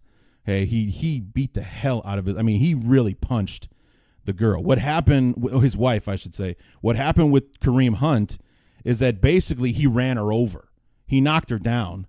And then when she was trying to get up, and people say he kicked her. When I was watching it, he definitely used his foot. He hit her on the side of the. It wasn't like he was trying to, kick a field goal into her guts or anything like that. When she was trying to get up, he basically pushed her over with his foot. At least that's the way that I remember it when I saw it. It's like, so that's the kick that everybody keeps talking about. You know, again, it should not have happened. Kareem Hunt definitely deserves to be punished. You know, he definitely deserves to face some kind of suspension, a fine, whatever the NFL has in store for him. He has coming. He deserves to get cut and lose his job for what he did, especially since it was on the Chiefs' radar, because this happened in February. So this is almost a full year ago that this happened. This happened a full year ago, and he lied to the Chiefs about what happened. Then when the video resurfaced, he had to admit to his lie, and the Chiefs let him go. Kudos to the Chiefs for doing that. And kudos to any team that would have done that. And that's exactly what should have happened. Everything that is happening to Kareem Hunt should have happened. It was an avoidable situation. He had somebody there trying to stop him. Cooler heads, unfortunately, did not prevail in this situation. And what happened. So, you know, it's not the girl's fault because she wouldn't let it go, because Kareem still shouldn't have hit her. He shouldn't have knocked her down. He shouldn't have pushed her over. He shouldn't have kicked her or whatever. It should not have happened. So I'm not defending Kareem Hunt or his actions. I'm saying that it's terrible what he did, but it shouldn't ruin his entire career. There are levels to this stuff, and I don't think Kareem Hunt is in the irredeemable level as far as him not having another chance to play football again. And I am not saying that, because even when that happened, I thought that when I was sitting there looking at the video and all that, I saw his interview on what was it? Was it Fox or ESPN? One of the two. I saw the interview that he did talking about what happened and all that kind of stuff. He knows he screwed up. He knows he screwed up. He knows he shouldn't have lied to the Chiefs about it. And I think any of us would have probably done the same thing to try to make it as small a situation as humanly possible. That's what he did. He got caught, and now he's going to pay for it. He's going to pay for it now. So, you know, it's unfortunate. And, like I said, I was trying to say is like even if it, and I'm not just saying that because it looks like the Bears might have the inside track on being able to sign him, even if that wasn't the case, which it wasn't when this actually happened, was what I was trying to say. When I first saw the video and everything, I never dreamed for a second the Bears would sign him or that he'd be a possibility or that Ryan Pace would even entertain the idea. considering what happened with Ray McDonald when he first joined the Bears and such. So Ryan Pace says it's a case-to-case thing. So we'll have to see how it all unfolds. Kareem still has to pay the piper with the NFL and a suspension before any of that gets discussed. But the possibility is there. We do have somewhat of a, I don't want to say an inside track, but we've got a dog in the fight, basically because of Nagy's former relationship with Kareem Hunt and coaching him in Kansas City. Real quick before we get back to the awards, Anthony Miller is the only person, the only guy on the team that will be having any significant off-season surgery. He'll be getting that shoulder repaired, so it'll stop popping out on him. There's no surprise there. I told you guys that a week or two ago. The Leonard Floyd, off the top of my head, I can't remember if Lorin and I did talk about this already. If we're going to talk about, I think we already did talk about Leonard Floyd, and maybe we talk about it in the awards. But I think you guys heard me talk about it during the season with Leonard Floyd, and when the trade deadline was coming up, and not being happy with Floyd and his contributions to the team. He did not. The Khalil Mack trade was supposed to turn Leonard Floyd into all that he could be, and it didn't happen. However, after the trade deadline, he actually, the second half of the season, he was very productive. He didn't rack up the amount of sacks, even though he played a full 16-game season this year. He only had 4 sacks, but the impact that he had throughout the second half of the year was a marked improvement. He was definitely more of the disruptor that we drafted him to be. Hopefully next year he'll be able to come back and be that monster on the other side to truly give us a truly formidable outside pass rush with him and Khalil Mack coming from the outside. We'll have to wait and see. But I was in heavy doubt about whether or not the Bears should pick up that fifth-year option they have to make a decision on during this offseason. Ryan Pace went out and just said, yeah, we definitely plan on doing that because he thinks the arrow is still pointing up on Leonard Floyd. And now that he's not the center of attention in the pass rush, he does have the great potential to keep growing as a pass rusher. So they're going to go ahead and pull the trigger on that fifth-year option. Or as of the press conference on Monday, Ryan Pace says that is definitely going to happen. As far as why the Bears went with Chuck Pagano, Matt Nagy said it just felt like a great fit. He's an aggressive-minded defensive coach who's also a great person, and he emphasized that when he was talking about Chuck. He's a well-liked, well-respected coach among the league. Therefore, he's in a position for the players to buy what he's selling.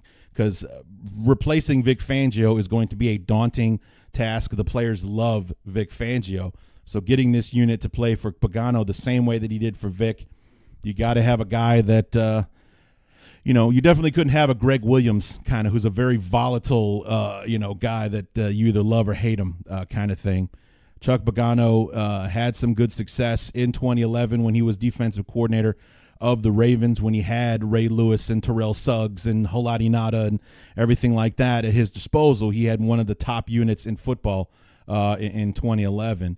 And so he's got talent at his disposal.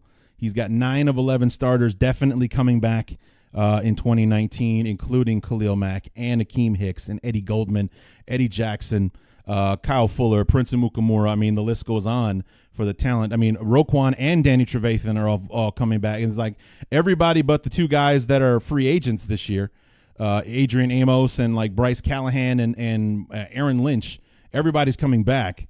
And they're all signed through like 2020. So he gets at least 2 years with everybody on that list. So it's an amazing situation and probably the most coveted job in football outside of any of the head coaching positions. Who wouldn't want to be defensive coordinator of the Bears besides Todd Bowles, of course? I definitely think he's going to regret that. Picking Tampa Bay and what they've got over what the Bears already have, huge mistake. But anyway, that's pretty much all I have from the presser. As Ryan Pace said at the beginning of it, a much easier press conference to have, talking about tweaking the roster and adding with what they have in salary cap space and draft capital this season. It's going to be interesting, but a much easier year to sum up. They're definitely happy and proud of the season they had, but they're not satisfied. They definitely know that they did not do all that they had the potential to do, and hopefully it will be the fuel that the fuel that fires 2019. Or the fuel that feeds the fire in 2019. So I believe that it will as well.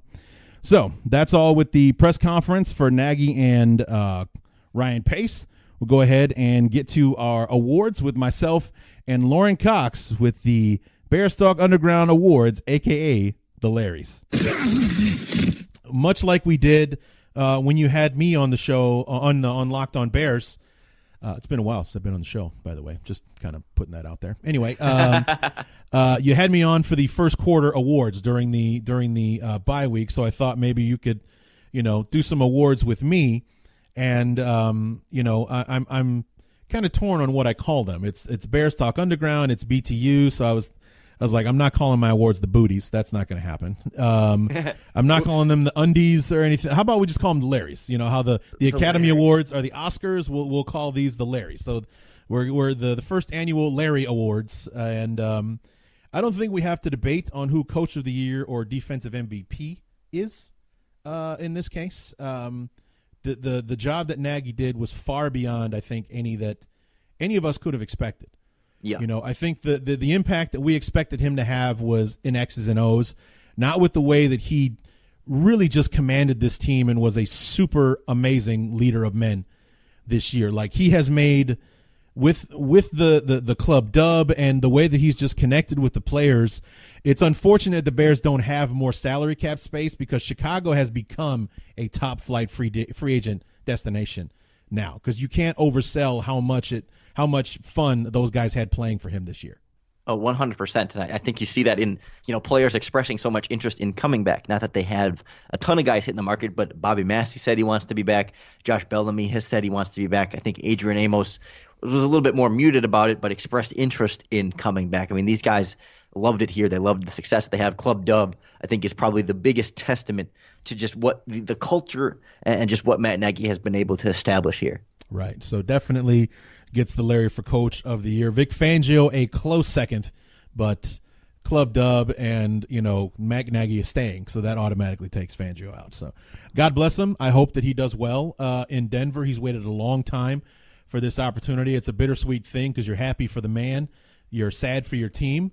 And I hope that whenever we play Denver, we bury them into the ground just because. But, so defensive MVP, I don't think anything could be discounted from Khalil Mack. I know there could be arguments made for Akeem Hicks or Eddie Jackson, maybe even Kyle Fuller if you want to push it a little bit. But I think it's Khalil Mack head and shoulders above the rest. Yeah, by far, especially the term valuable, the most valuable. If they hadn't had him this season, they got by without Eddie Jackson, and they got by without Kyle Fuller. They couldn't get by without Khalil Mack. Yeah, the impact he had was unreal. I mean, and talk about the most impressive, out of this world debut for a Bear ever.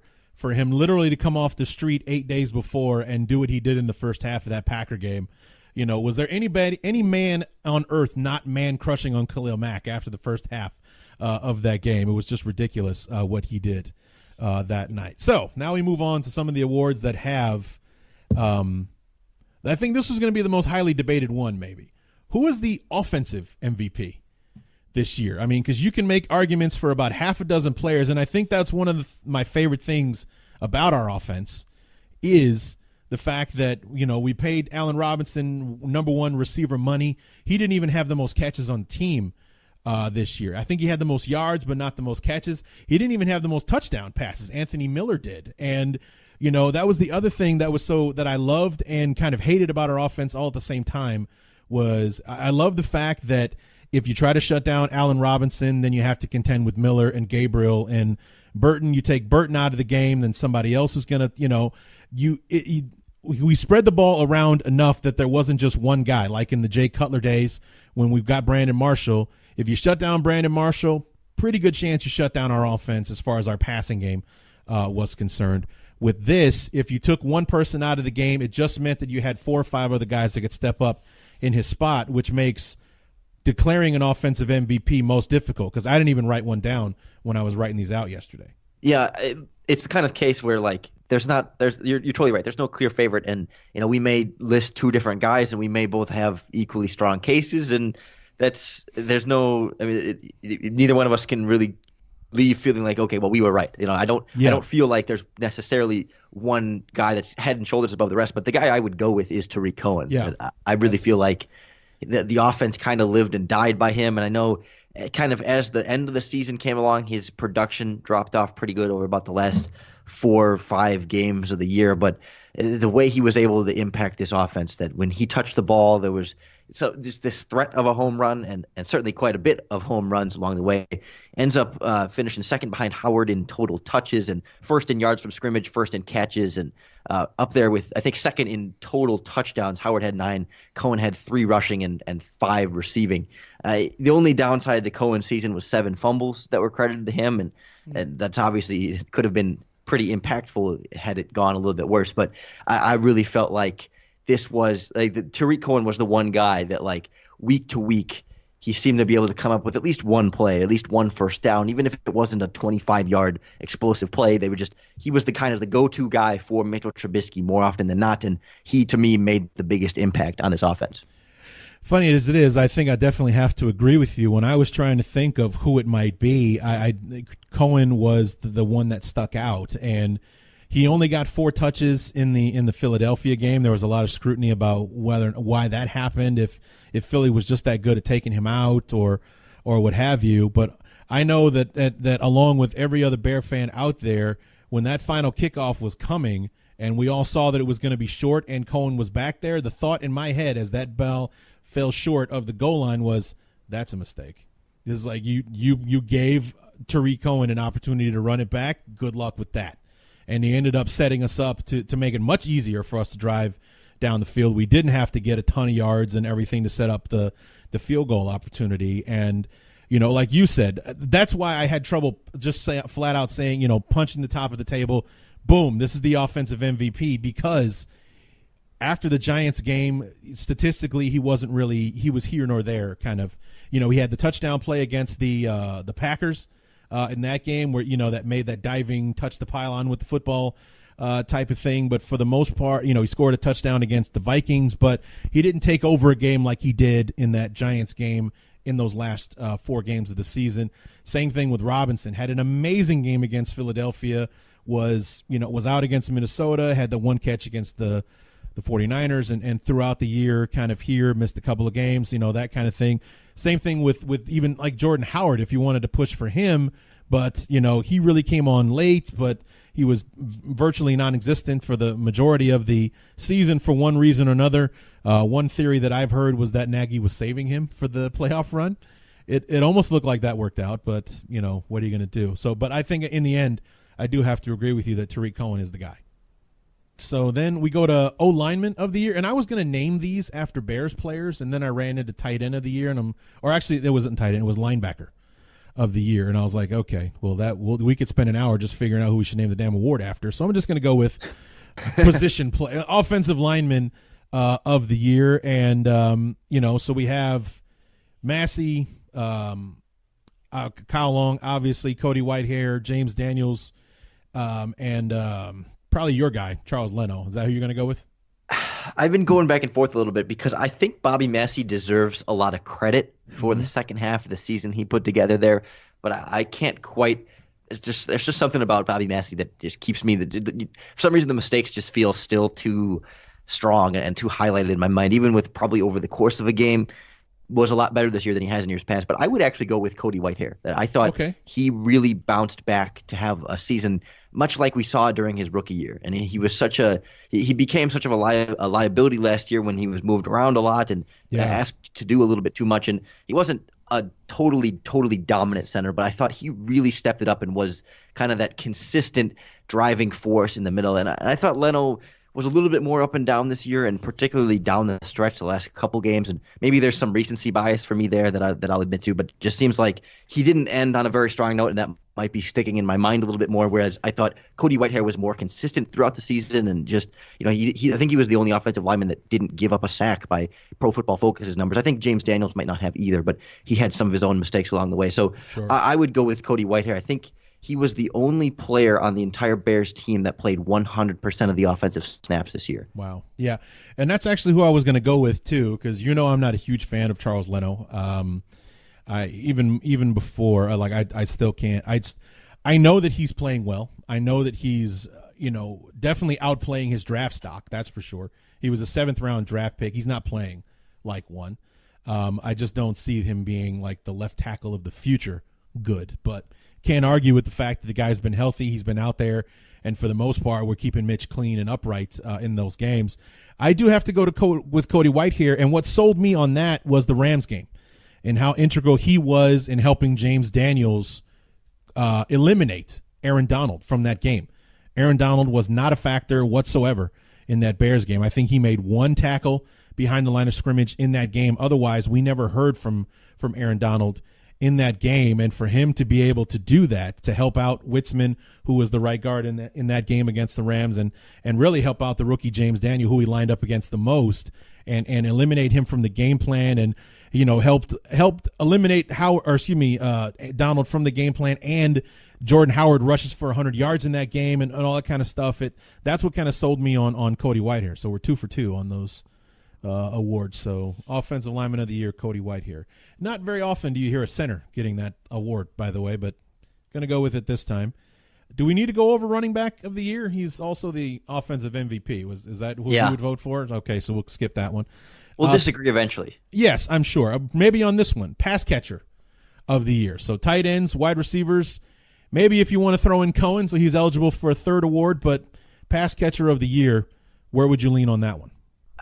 Again, I'm trying to not have the recency bias, but there's something about Allen Robinson that, when he's been healthy this year, he has been kind of a little bit, Mitch's go-to in terms of a little bit more downfield. Like Tariq Cohen to me felt like the lifeblood of this offense, right, and the engine that drove it. But in terms of a pass catcher that can come up in these clutch situations and win those difficult contested catches downfield and pick up that 3rd and long. That Cohen was never really that 3rd and long kind of guy. He was the pick up 7 on 1st and 10, or convert that 3rd and short kind of play. But I don't know. There's something about Allen Robinson's ability to kind of take over a couple games here and there and be that that consistent underneath and add some deep threats on top of it that just left me feeling like he was the most consistent at wide receiver. And I don't quite put Trey Burton as enough of a production to be up there in this conversation. So to me, it's Allen Robinson. Damn it. Yeah, I'm going to have to go with that one as well. For me, it was the 49ers game. I mean, granted, the Philly game was outstanding. 10, 11 catches, 140-something yards, set a franchise record, and all the rest of that, not to mention the play that he made on the touchdown. But it was that 49ers game. It obviously was tainted at the end because of the way that he carried the football that got it knocked out, that gave the 49ers life there at the end of the game. He gets the first down that would have sealed the game, and instead he's carrying the football way away from his body and gets it poked away, and there your next thing, the 49ers are, possibly going to come down and try to win the game. But, every catch, every 3rd down that the Bears did convert, that was Mitch's favorite target for that game. And the game that he had against Detroit, his first game back from the 2 weeks off with the groin injury, the catches that he made week 1 against the Packers, just to get our offense going there in the very beginning. And like we talked about, it was tough to pick an offensive MVP because the ball was spread around so much, and Mitch was up and down with his play this year and whatnot. But if it came to pass catchers and whose hands do you want the ball in, as far as who you want Mitch targeting, I would agree that I'd have to go with Allen Robinson on that one. So this is getting boring, huh? Defensive Lineman Award. Obviously, we got some, and I think this is actually a bit more close than most people would like to argue. I'm sure that we're both going to choose Akeem Hicks, but Eddie Goldman's got to be a close second at the very least in this conversation. Yeah, and I mean, heck, give Bilal Nichols a lot of credit for the way he just exceeded every expectation in every way, shape, and form. I mean, obviously not playing at Hicks and Goldman level, but if you can take a 5th-round pick like that and get that level of production, by all means, throw him in there. But, yeah, I mean, it's got to be Akeem Hicks. As great as Eddie Goldman was, Goldman wasn't able to completely take over and change games the way Hicks did, but even though he was one of the most solid young nose tackles in the NFL. Yeah, Eddie Goldman's one of my favorite guys on the team and doesn't get talked about enough. Hopefully that will change at some point for him. I don't know how much he wants the spotlight, but he deserves more than he's getting. But Akeem Hicks is definitely the defensive lineman of the year. And speaking of Bilal Nichols, when we got together for those first quarter awards on your show, Bilal Nichols was my rookie of the year at that point, or the rookie of the first quarter or what have you, because even early on in the season, he'd already cracked the starting lineup by the time we had that conversation. And then Roquan was still kind of feeling his way around the defense at that point. So, I've got a rookie of the year category. So we'll talk about that here in a minute here. And I think this is probably going to be the toughest category. It has an obvious answer to it, but at least it's a conversation as to who the top linebacker is. Now, in a 3-4, that includes our pass rushers in Khalil Mack, and Leonard Floyd, and obviously the guys in the middle, and Trevathan and Roquan. I think it's going to go to Khalil, but it's at least a conversation to make for Trevathan being in there. Roquan, had a solid year, led the team in tackles and everything. And then, in the middle of the season, I was talking about, maybe the Bears should trade Leonard Floyd, see if we can get something for him, because I don't think that with the way that he's played, they're going to pick up his fifth-year option. Then the second year of the season happened. He started to add on the sacks and add on impact, which is what we were kind of hoping would happen from week one. We finally started getting it towards the end of the season, and now I'm not sure what the Bears are going to do with that fifth-year option on Floyd. He still finishes the year. Now, it was his only year he played 16 games. Right. And still had a career low 4 sacks. Right. It felt like more. I agree, but I think a lot of people were expecting that when you add Khalil Mack, it's going to make Floyd that much better. That right. He should be getting to the quarterback more because he's going to have so many more one-on-one pass rushing opportunities. And for whatever reason, he wasn't able to do it. So at this point, I'm not sure I'd pick up Leonard Floyd's fifth-year option. I think he still, for me, has a lot to prove. And I think linebacker of the year, for me, is still pretty clearly Khalil Mack. I think Trevathan and Roquan played solid, but they weren't that Pro Bowl game-changing linebacker quite this year. They were high-end starting quality inside linebackers, but not that next level of dominant take over a game type players.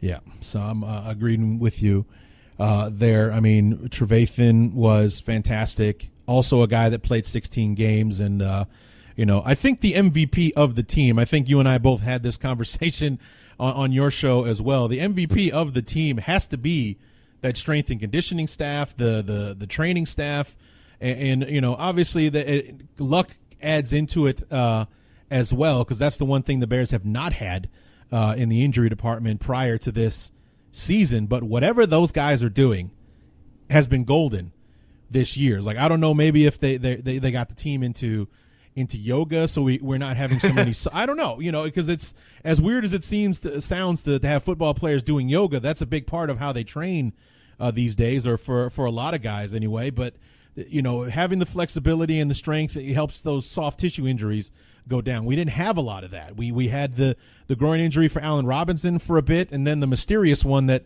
cost us Trey Burton for the Philly game. And there's a lot of obviously conspiracy theories about that, but still. We didn't have a lot of, hamstring pulls or this or that, and if it was, maybe it kept the guy to practice for a day or two, but it didn't cost him the game kind of thing. So to jump ahead, to that discussion, obviously Khalil Mack's in that conversation, maybe Akeem Hicks, Tariq Cohen, our previous award winners and stuff. But for me, MVP has got to be that training staff that kept everyone healthy, so we put our best team on the field every single week. Yeah, I think it's so underrated in the sense that, like, when you think about team MVP, is that really the most valuable? But I think we take for granted how valuable it is to have those players on the field every week, every Sunday. That even though Allen Robinson missed a couple games and Khalil Mack missed, did he miss more than just the Patriots? I think he missed a couple games in there as well. That it was 2, I think, Patriots and Bills after that. You look at just like the total number of players that showed up on the injury report all season is close to half what we saw it last year under John Fox and in previous years in this regime, that even guys who had injury issues in the past in their career, Prince Amukamara, only misses 1 game this year. Guys like I'm just struggling to think off the top of my head, but Bryce Callahan doesn't quite fit the mold. But they've had guys that have had injury history in the past and seemed to do a better job of staying healthy this year. And when they did miss time, it was less time than in previous years. And just for whatever reason, whether it was the yoga, whether it was more smoothies, I don't know what it was. It's Club Dub stretching out after games with their dancing. I don't know what it is, but I'm with you 100% that the health of this team was so critical to the success that they had, and that if they had started missing guys on the offensive line or the defensive line, I mean, there were some positions where there was questionable depth once you got past the top guy or two. So it really went a long way, I think. Yeah, and I think I had two other awards that we'll get to real quick. Top defensive back of the year. You know, obviously we had two Pro Bowlers in that group, and a guy that we missed the last three games. The San Francisco and Minnesota, and then the playoff game. Even though he was active, it basically boiled down to he didn't think he could be as effective as he needed to be, so he didn't play. And Eddie Jackson, Kyle Fuller, doubles down on the year that he had last season. You know, I was heavily against the Bears signing him to a long-term deal coming into the year, thinking that Me too.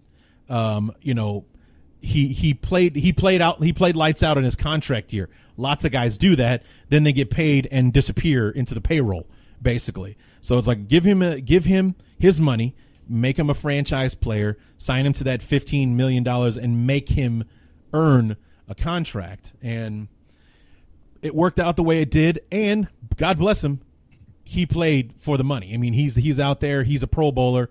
He made it this time. So, I mean, impact, it probably goes to Eddie Jackson, but as far as, you know, an argument definitely needs to be made for Kyle Fuller as well. Yeah, it's a tough argument because obviously Fuller has more interceptions and all that, but just one, but yeah, he does. Yeah, but like the way Vic Fangio utilized Kyle Fuller, a lot of times you start looking at some of the numbers and stuff, like he gives up more catches and maybe a little bit higher completion percentage because Fuller is playing off the line of scrimmage so much. Yeah. So, I mean, in some sense, they were giving some easier catches underneath that weren't necessarily Fuller's fault. So I take a little, it's hard to balance that. And I know Eddie Jackson ended up finishing with a team-high 13 missed tackles this season as well. So that, for me, detracts a little bit from what he was able to do. But I still feel like Jackson in that middle of the field, there weren't very many free safeties in the NFL that really could change games and make big plays the way he did and force quarterbacks to have to throw outside a lot more and throw underneath and take so many fewer shots against this Bears defense. I agree that Eddie Jackson had the bigger impact on this Bears defense, but Fuller deserves a lot of credit for what he was able to do. And you're a Pro Football Focus guy. Apparently Eddie Jackson graded out as like the greatest safety of all time or something like that this year? Yeah, tied for the highest since 2006. Wow, yeah. And he missed 3 games at the end of the season, which, again, yeah. I will advocate until I'm blue in the face or until they do it that the Bears need field turf, because it was that lousy Soldier Field turf that cost Eddie Jackson that ankle injury that knocked him out for the rest of the year. So yeah, they're like those balls that Nick Foles kept floating in the first half. Couldn't you just picture Eddie Jackson falling underneath at least one of them? I kept saying that while the game was going on. It's like every time he threw deep, it was just hanging up there. And the Bears got 2 of them, but Eddie Jackson could have got 1 more at least. Yeah, well, there were 2 other ones. There was one where it's like on 3rd down, he floats one up. Basically, he throws it to a spot, and Golden Tate got there and ended up going 28 yards for a first down. The other one, he just kind of seemed like he just heaves into the air, and it was Alshon that falls underneath it and ends up getting a first down on that play. It's like both times as the camera's following that ball through the air, I'm like, one of us is going to fall underneath. There's no way this isn't a pick, and it ends up being a big play for the Eagles on both occurrences there. So 2 other ones. I'm going to skip special teams player because that's Tariq Cohen. Who has a good case there, surprisingly, is Joel Iyiegbuniwe. You know what? You're right. Absolutely. Because I was going to talk, because the next category was going to be Rookie of the Year. And of our draft choices, obviously Roquan, had a good year. James Daniels was a heavy contributor. Anthony Miller led the team in touchdowns. Bilal Nichols had an amazing season. Javon Wims, unfortunately, only played a couple of games this year, so he's basically the only one that's disqualified. I was going to make an argument for Iggy, as it would be the easy way of saying his name, making a case for him to be in there because of his impact on special teams. Yeah, he led the team with 6 special teams tackles and did not miss a single tackle this year. Like Houston Carson had 5 tackles but missed 2, and Sherrick McManus only finished with 3 tackles and 2 misses, and Josh Bellamy 2 tackles and 4 missed tackles on special teams. So there you go. I mean, but it's just like another outstanding draft class from Ryan Pace. He's not executive of the year.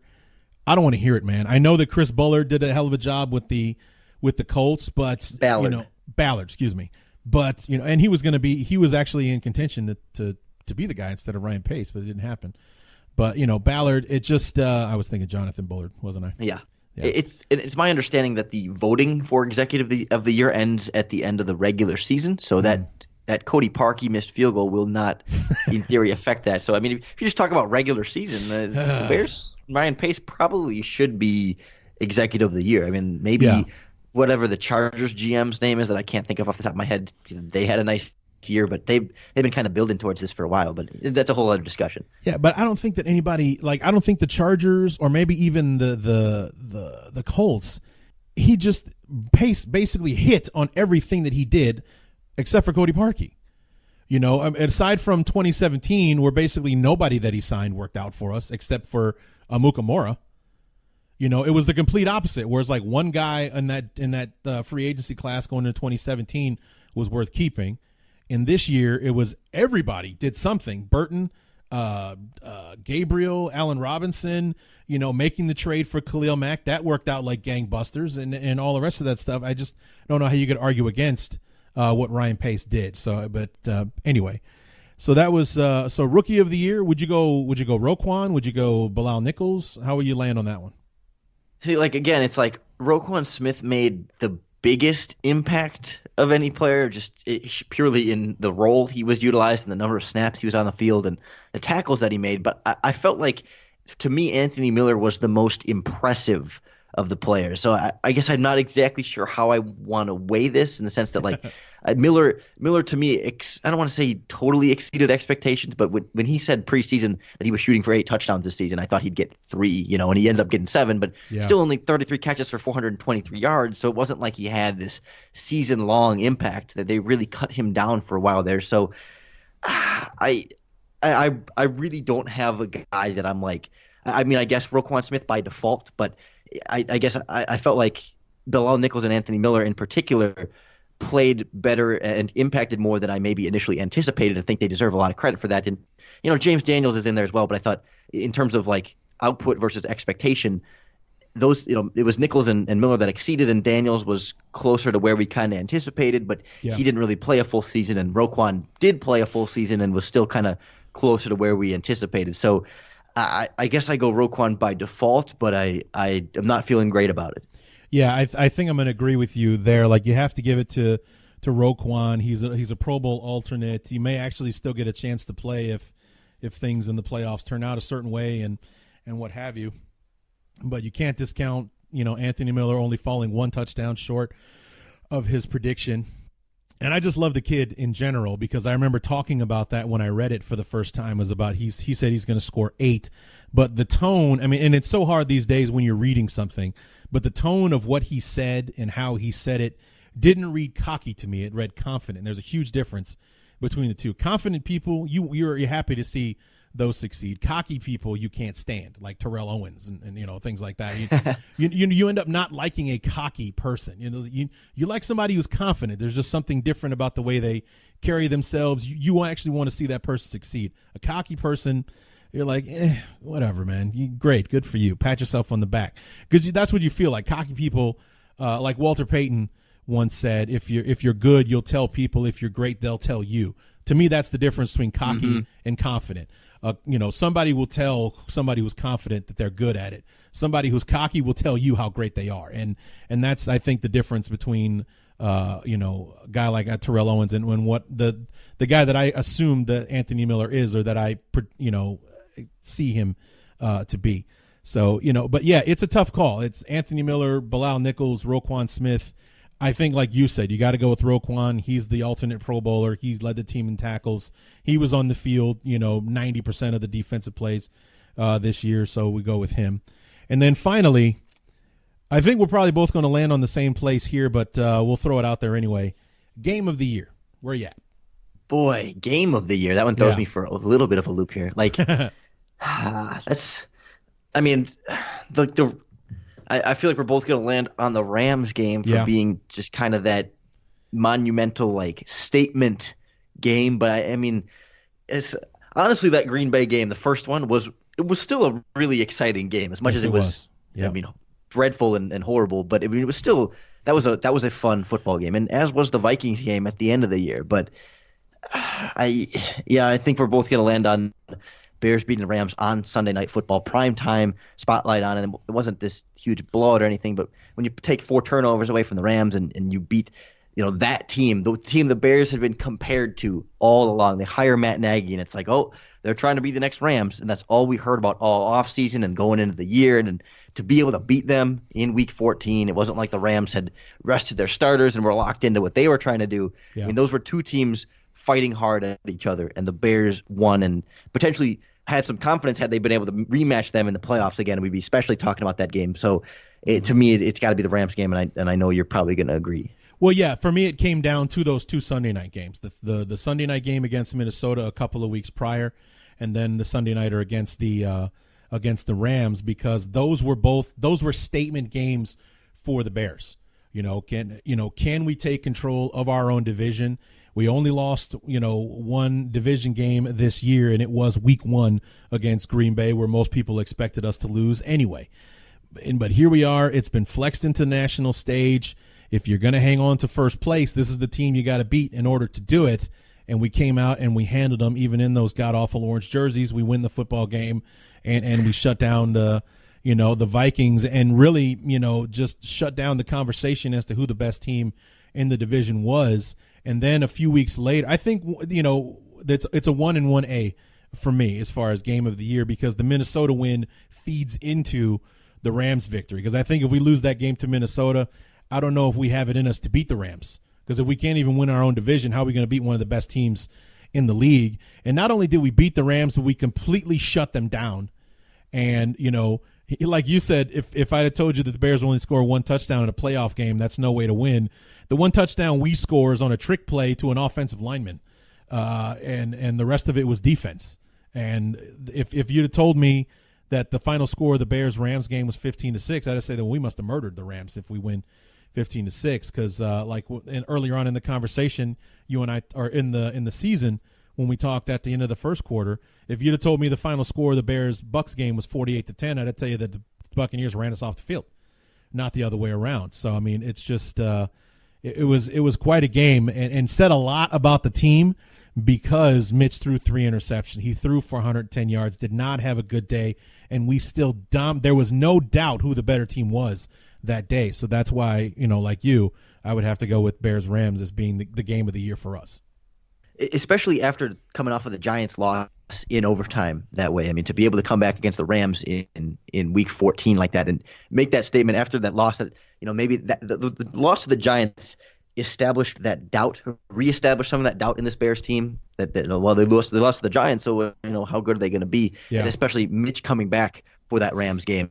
And so many different factors kind of go into that to lead this team to make that such an important game.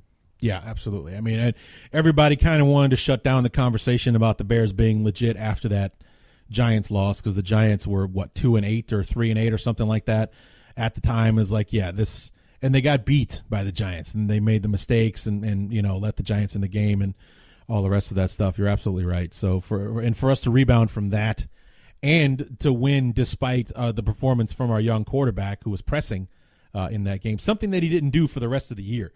It seemed like that was the one thing that I loved about watching Mitch this year, was that he never really seemed to make the same mistake twice. As far as what he was doing wrong in this one game, you didn't really see him do that again.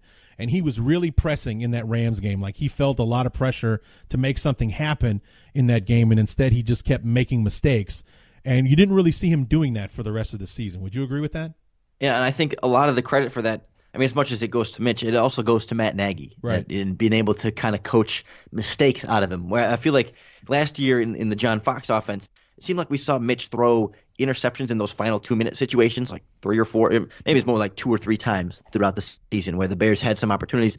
I think back like late against the Vikings, and then again late against the Saints are the two that come to mind right away. Maybe even against Green Bay after the bye week. I don't remember that, where the Bears are in it towards the end, and Mitch tries a little bit too hard and throws an interception and kind of costs the Bears the game down the stretch. And they came back to those same mistakes a couple of times throughout the year. Whereas this year, I'm with you 100%. You didn't really see, we still saw Mitch continue to make mistakes, but they were different mistakes. They were different situations, and rarely the same thing twice. Right, exactly. So, yeah, that's the one thing that has me really looking forward to 2019. And now to look ahead, I've been saying all year long, even throughout the successes that we had this year, I've believed all along that, or at least the way that I like to say it is, I thought all along 2019 was the year.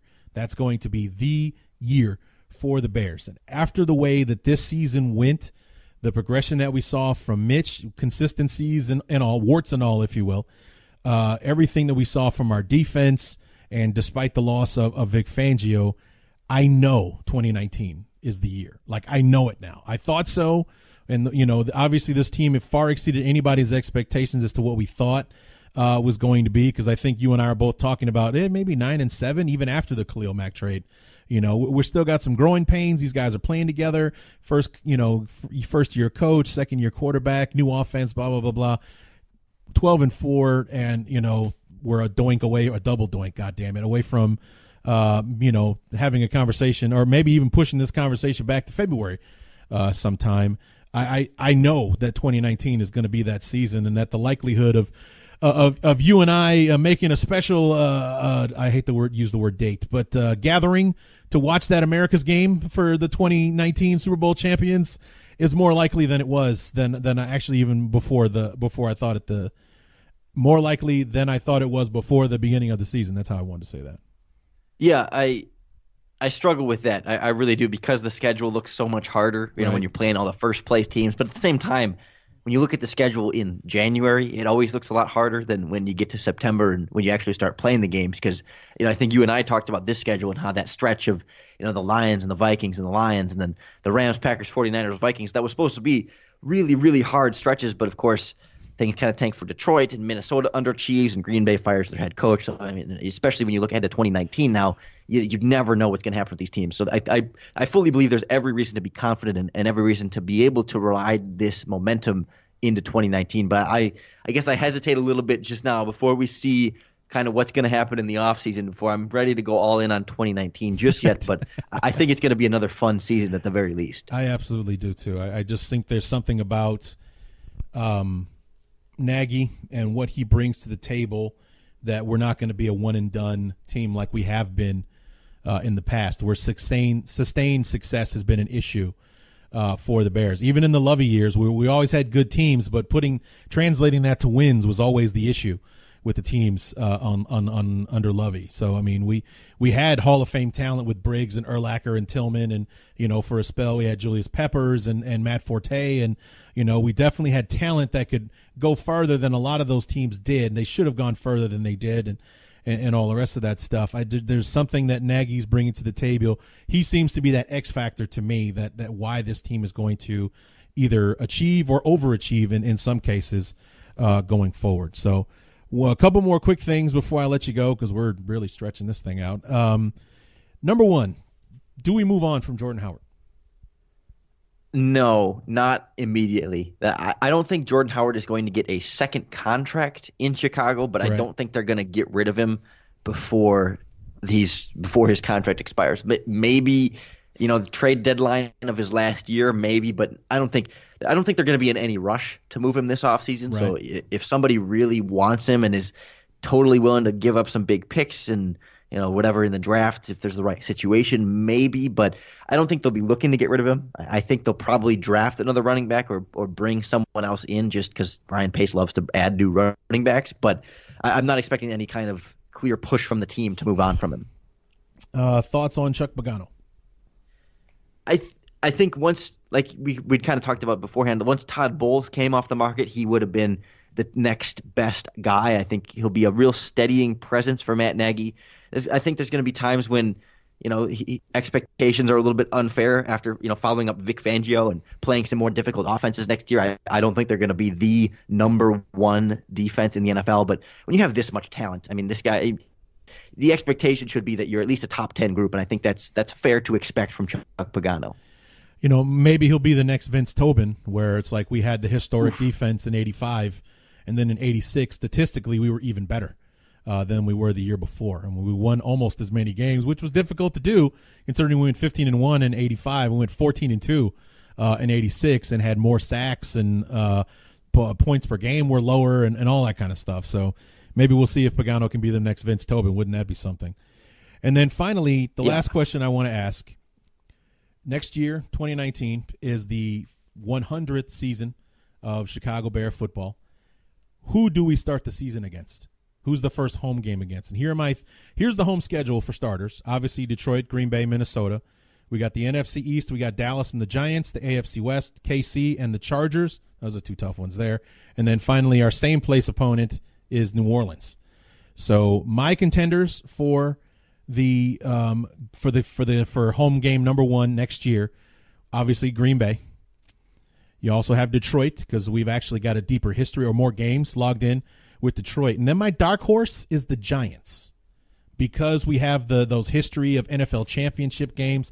I think we played the Giants 3 or 4 times in the NFL title game back in the 50s and 60s and stuff like that. Those are my 3 contenders. And I think obviously the choice is Green Bay, but who do you think the Bears should open the year against if they're going for that?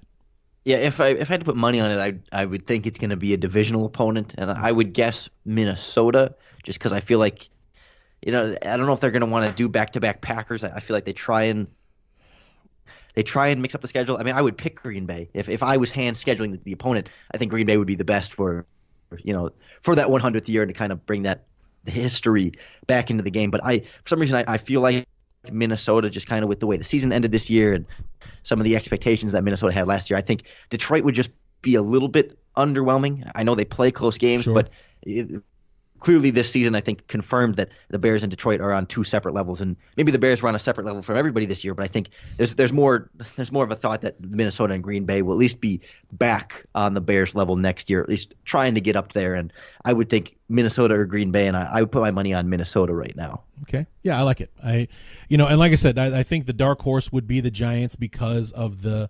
100th season, it's going to be about history. So when it comes to history, those I think are the 3 teams that rank as far as like we've played the most games against Detroit. We have the deepest history with the Packers, and we have, I guess, the most historic history with the Giants, with the playoff games and the NFL championships and stuff like that. So those are the 3 teams that came to mind. If it's up to the NFL, I'm sure it'll probably either be Green Bay or somebody sexy like the Chiefs or the Chargers on Sunday Night Football or something like that. Saints. Yeah, maybe even the Saints. But I think you're right. I think it's probably going to be a divisional opponent, so one of those 3.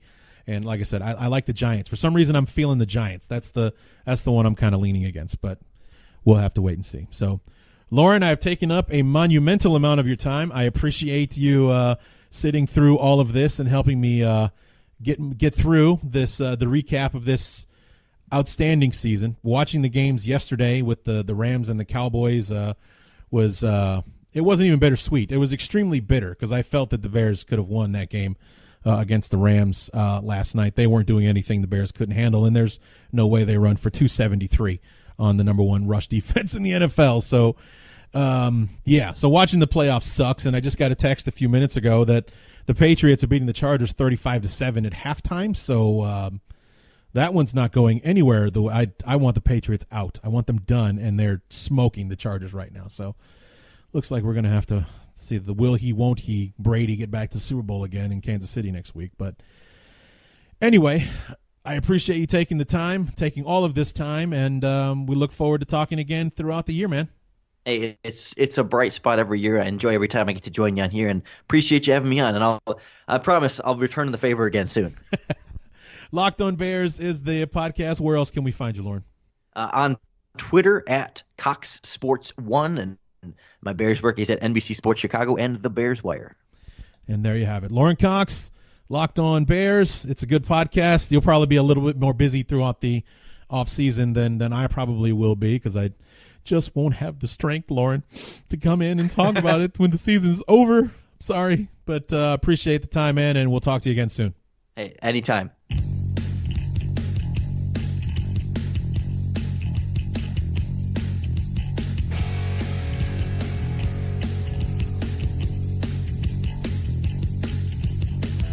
Just want to thank Lorin Cox. I want to thank all of you if you're still around 2 hours plus into this thing, but I want to thank Lorin for giving me so much time on Sunday to get this cranked out and covering all that we did. And even with all that we did cover, there's still a couple of more things we go over before I let you guys go, because this is the long goodbye, if you will. 2019 is going to be an interesting off season that's going to lead to what I think will be a more interesting 2019 regular season. I'm really looking forward to it. And real quick, let's go over the schedule or our opponents for next year. Obviously, we dabbled upon it when I asked Lorin about the first home game of the season. So we talked about the home schedule: Detroit, Minnesota, Green Bay, obviously, Dallas and the Giants for the NFC East, the AFC West, Kansas City, and the Chargers. That's very interesting. And then obviously the New Orleans Saints. Just looking at that, that's a lot of tough home games, but we defended the turf very, very well in 2018, and hopefully that will continue into next season despite the uptick in opponents for next year. On the road, obviously Detroit, Minnesota, Green Bay. From the NFC East, we have the Eagles, so we have a rematch with Philly, only it will be in Philly this time. We have the Washington Redskins, the other half of the NFC East. Then the AFC West, we go on the road somewhere to play the Raiders. It might be in Oakland, it could be in Vegas, might be in London. Who the hell knows? Even the Raiders don't know where they're playing football next year before the new stadium is ready for them in 2020 in Las Vegas. So we're on the road. Nonetheless, it will be the return of Khalil Mack to the Raiders, wherever that game happens to be taking place. We'll have to wait and see. And then we revisit our near and dear Vic Fangio in Denver with the Broncos next year. And as I stated before, we have that road game with the Rams as well. They're our same place opponent. The Rams and the Saints, the other first place finishers, are our same place opponents for next season. So, like I said, I that's the one reason why I'm rooting for the Rams to win the Super Bowl, is for the opportunity, the possibility of Rams Bears to kick off the season on national TV next year. I really hope that does. That's the one reason why I'm rooting for the Rams to win on Sunday and to win the Super Bowl in a couple of weeks. I would just love it if that could actually happen. So anyway, that's the schedule. The NFC East, the AFC West, with the Saints and Rams as our same place opponents, along with our division in Detroit, Minnesota, Green Bay. And I was just looking at it, the page on the Bears website. It lists last meeting between these teams, and not a lot of success against these teams, man. It's not good. Yeah, well, like the last time we played the Chargers, we beat them in L.A. That was the Jay Cutler breaking his thumb game back in 2011. We lost to the Chiefs. We beat the Giants on, I think it was Thursday Night Football. The Saints beat us the last time they came to Chicago in 2014. We lost to the Cowboys in 2014. That's the Tressman year. Obviously, we beat Green Bay the last time to Chicago. We beat all three division opponents in Chicago. And I was just looking at the Packers lead the all-time series 97 and 95 and 6. So if we sweep the Packers, we're back at 500 for the series with them. We're still 6 games back on Minnesota, 60 and 54. And we are 25 games over 500 with the Lions, so we're in good spot there. But and the Saints game is going to be a tiebreaker. We're tied 15-15 all time with the Saints, so whoever wins is going to have the advantage in the matchup. So the Bears routinely beat the Eagles 29-15 is the all time record. The Bears lead the Rams. We're tied with the Raiders 7-7. We're 1 game back with the Broncos. We're 8-7 all time against the Broncos, and we're 26-23, or I should say 23-26 against the Redskins. So 3 games back against the Redskins. Anyway, none of that means anything right now. That's just who's on tap. The schedule usually comes out sometime in April before the draft, so that will be a show because it always is. So look forward to that. And then finally, we don't have a lot of salary cap space. Maybe the Bears will make some cuts to add to it. I heard Deion Sims is a good candidate, and the $6 million that he's owed next year would push us over, I think, close to $30 million if we do, in fact, let him go. But The free agents, it's an interesting list. There's a lot of guys that you'd like to see come back, and we'll see what happens with them all. In no particular order, Benny Cunningham, Michael Burton. Say goodbye to Michael Burton. Kevin White. I doubt he's coming back, but wouldn't that be interesting? Josh Bellamy. As much as I hated him at times for Butterfingers and everything, the role that he played this year is the role that he should always play. Fourth receiver, fifth receiver, whatever he was, special teams guy, and also a big locker room guy as well. He's he's very popular on the team. Tight ends Daniel Brown and Ben Broniker. Well, maybe. Robbie Massey, after the year he had, that's a tough call. We'll have to wait and see on Bobby Massey. Eric Kush and Brian Witzman are also free agents. That's depth on the offensive line right there. I think those guys did well. I wouldn't mind seeing either or both come back. Aaron Lynch, that's a conversation depending on how much he's going to command. He didn't exactly light it up with sacks or anything like that. He ended the year, on the injured list with the bad elbow. That might work in the Bears' favor as far as getting a bargain on bringing him back. So we'll have to wait and see on Aaron Lynch. I would not be opposed to seeing him come back. Defensive tackle Nick Williams is a free agent. Roy Robertson Harris is a restricted free agent, so we're looking at another Cam Meredith situation there. Isaiah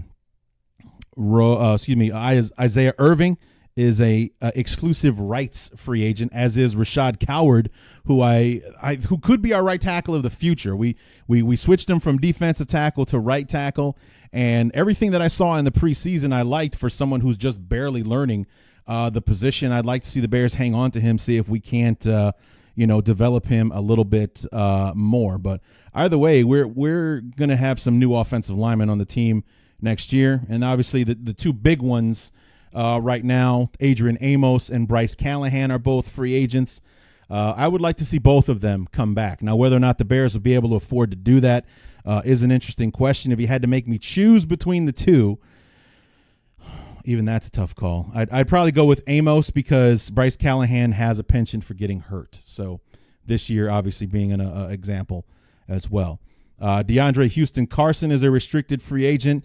Cornerback Marcus Williams, who we signed late in the year, is also gone. Pat O'Donnell and Patrick Scales, also free agents as well. Pat O'Donnell might be done in Chicago. We'll have to wait and see. Patrick Scales was the long snapper, so I'm not for or against him coming back. He's a long snapper, so we'll have to wait and see there. They're not significant names, but they are at the same time. You're talking about your depth on the offensive line with Kush and Witzman. Roy Robertson Harris played well at times this season. And, obviously Amos and Callahan are the two big ones. Bobby Massey, that's an interesting discussion there. He definitely played better this year than he had his first 2 years in Chicago, where he was just a healthy, always on the field liability is what he was the first 2 years. This year he was much, much better and, made a case for at least coming back in 2019. So it will be an interesting offseason. I will be here for you guys as much as I possibly can. I'm not much for creating something where there is nothing as far as doing these shows. The only attempts that I really do at that are the opponent previews. But, I've got some ideas for the rest of the offseason. I was thinking maybe about doing some opponent review episodes, but I was also thinking that instead of doing 14 more of those, that maybe I would do some like roundtables. When I joined the network here with the Armchair Guys, they exposed me to a program called Uber Conference, which is basically like a teleconference website where basically, it's a conference call type thing.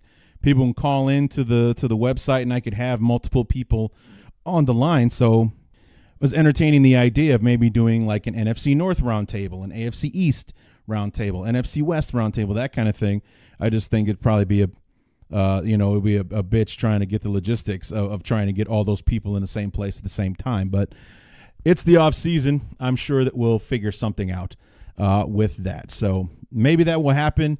Maybe it won't. We'll have to wait and see. But like I said, stick close to the social media. Feel free to interact with me anytime you want, guys. BTU_Larry on Twitter. Also, Armchair DeBears as well on Twitter. And then the Facebook page as well. Just search Bears Talk Underground. And I am here, guys. So reach out and say hello. Reach out with comments. Retweet me on stuff. And let's keep the conversation going. It's going to be a long off season between now and August when the preseason starts, and it's going to feel like it's going to last forever. So we're going to need each other to get through this after our devastating loss to the Philadelphia Eagles, and knowing that we could have been so much more than we ended up being. It's going to be a hard off season to get through, but we'll get through it. We will get through it. So that is going to do it, guys, for the 2018 year in review. Thank you so much if you guys are still with me here, almost 2.5 hours into this thing. I appreciate your support and always being there for me and listening to the show and letting me know that you are, in fact, out there listening. So I won't be gone long. I will be back. But until then, my name is Larry D, and this has been the Bears Talk Underground.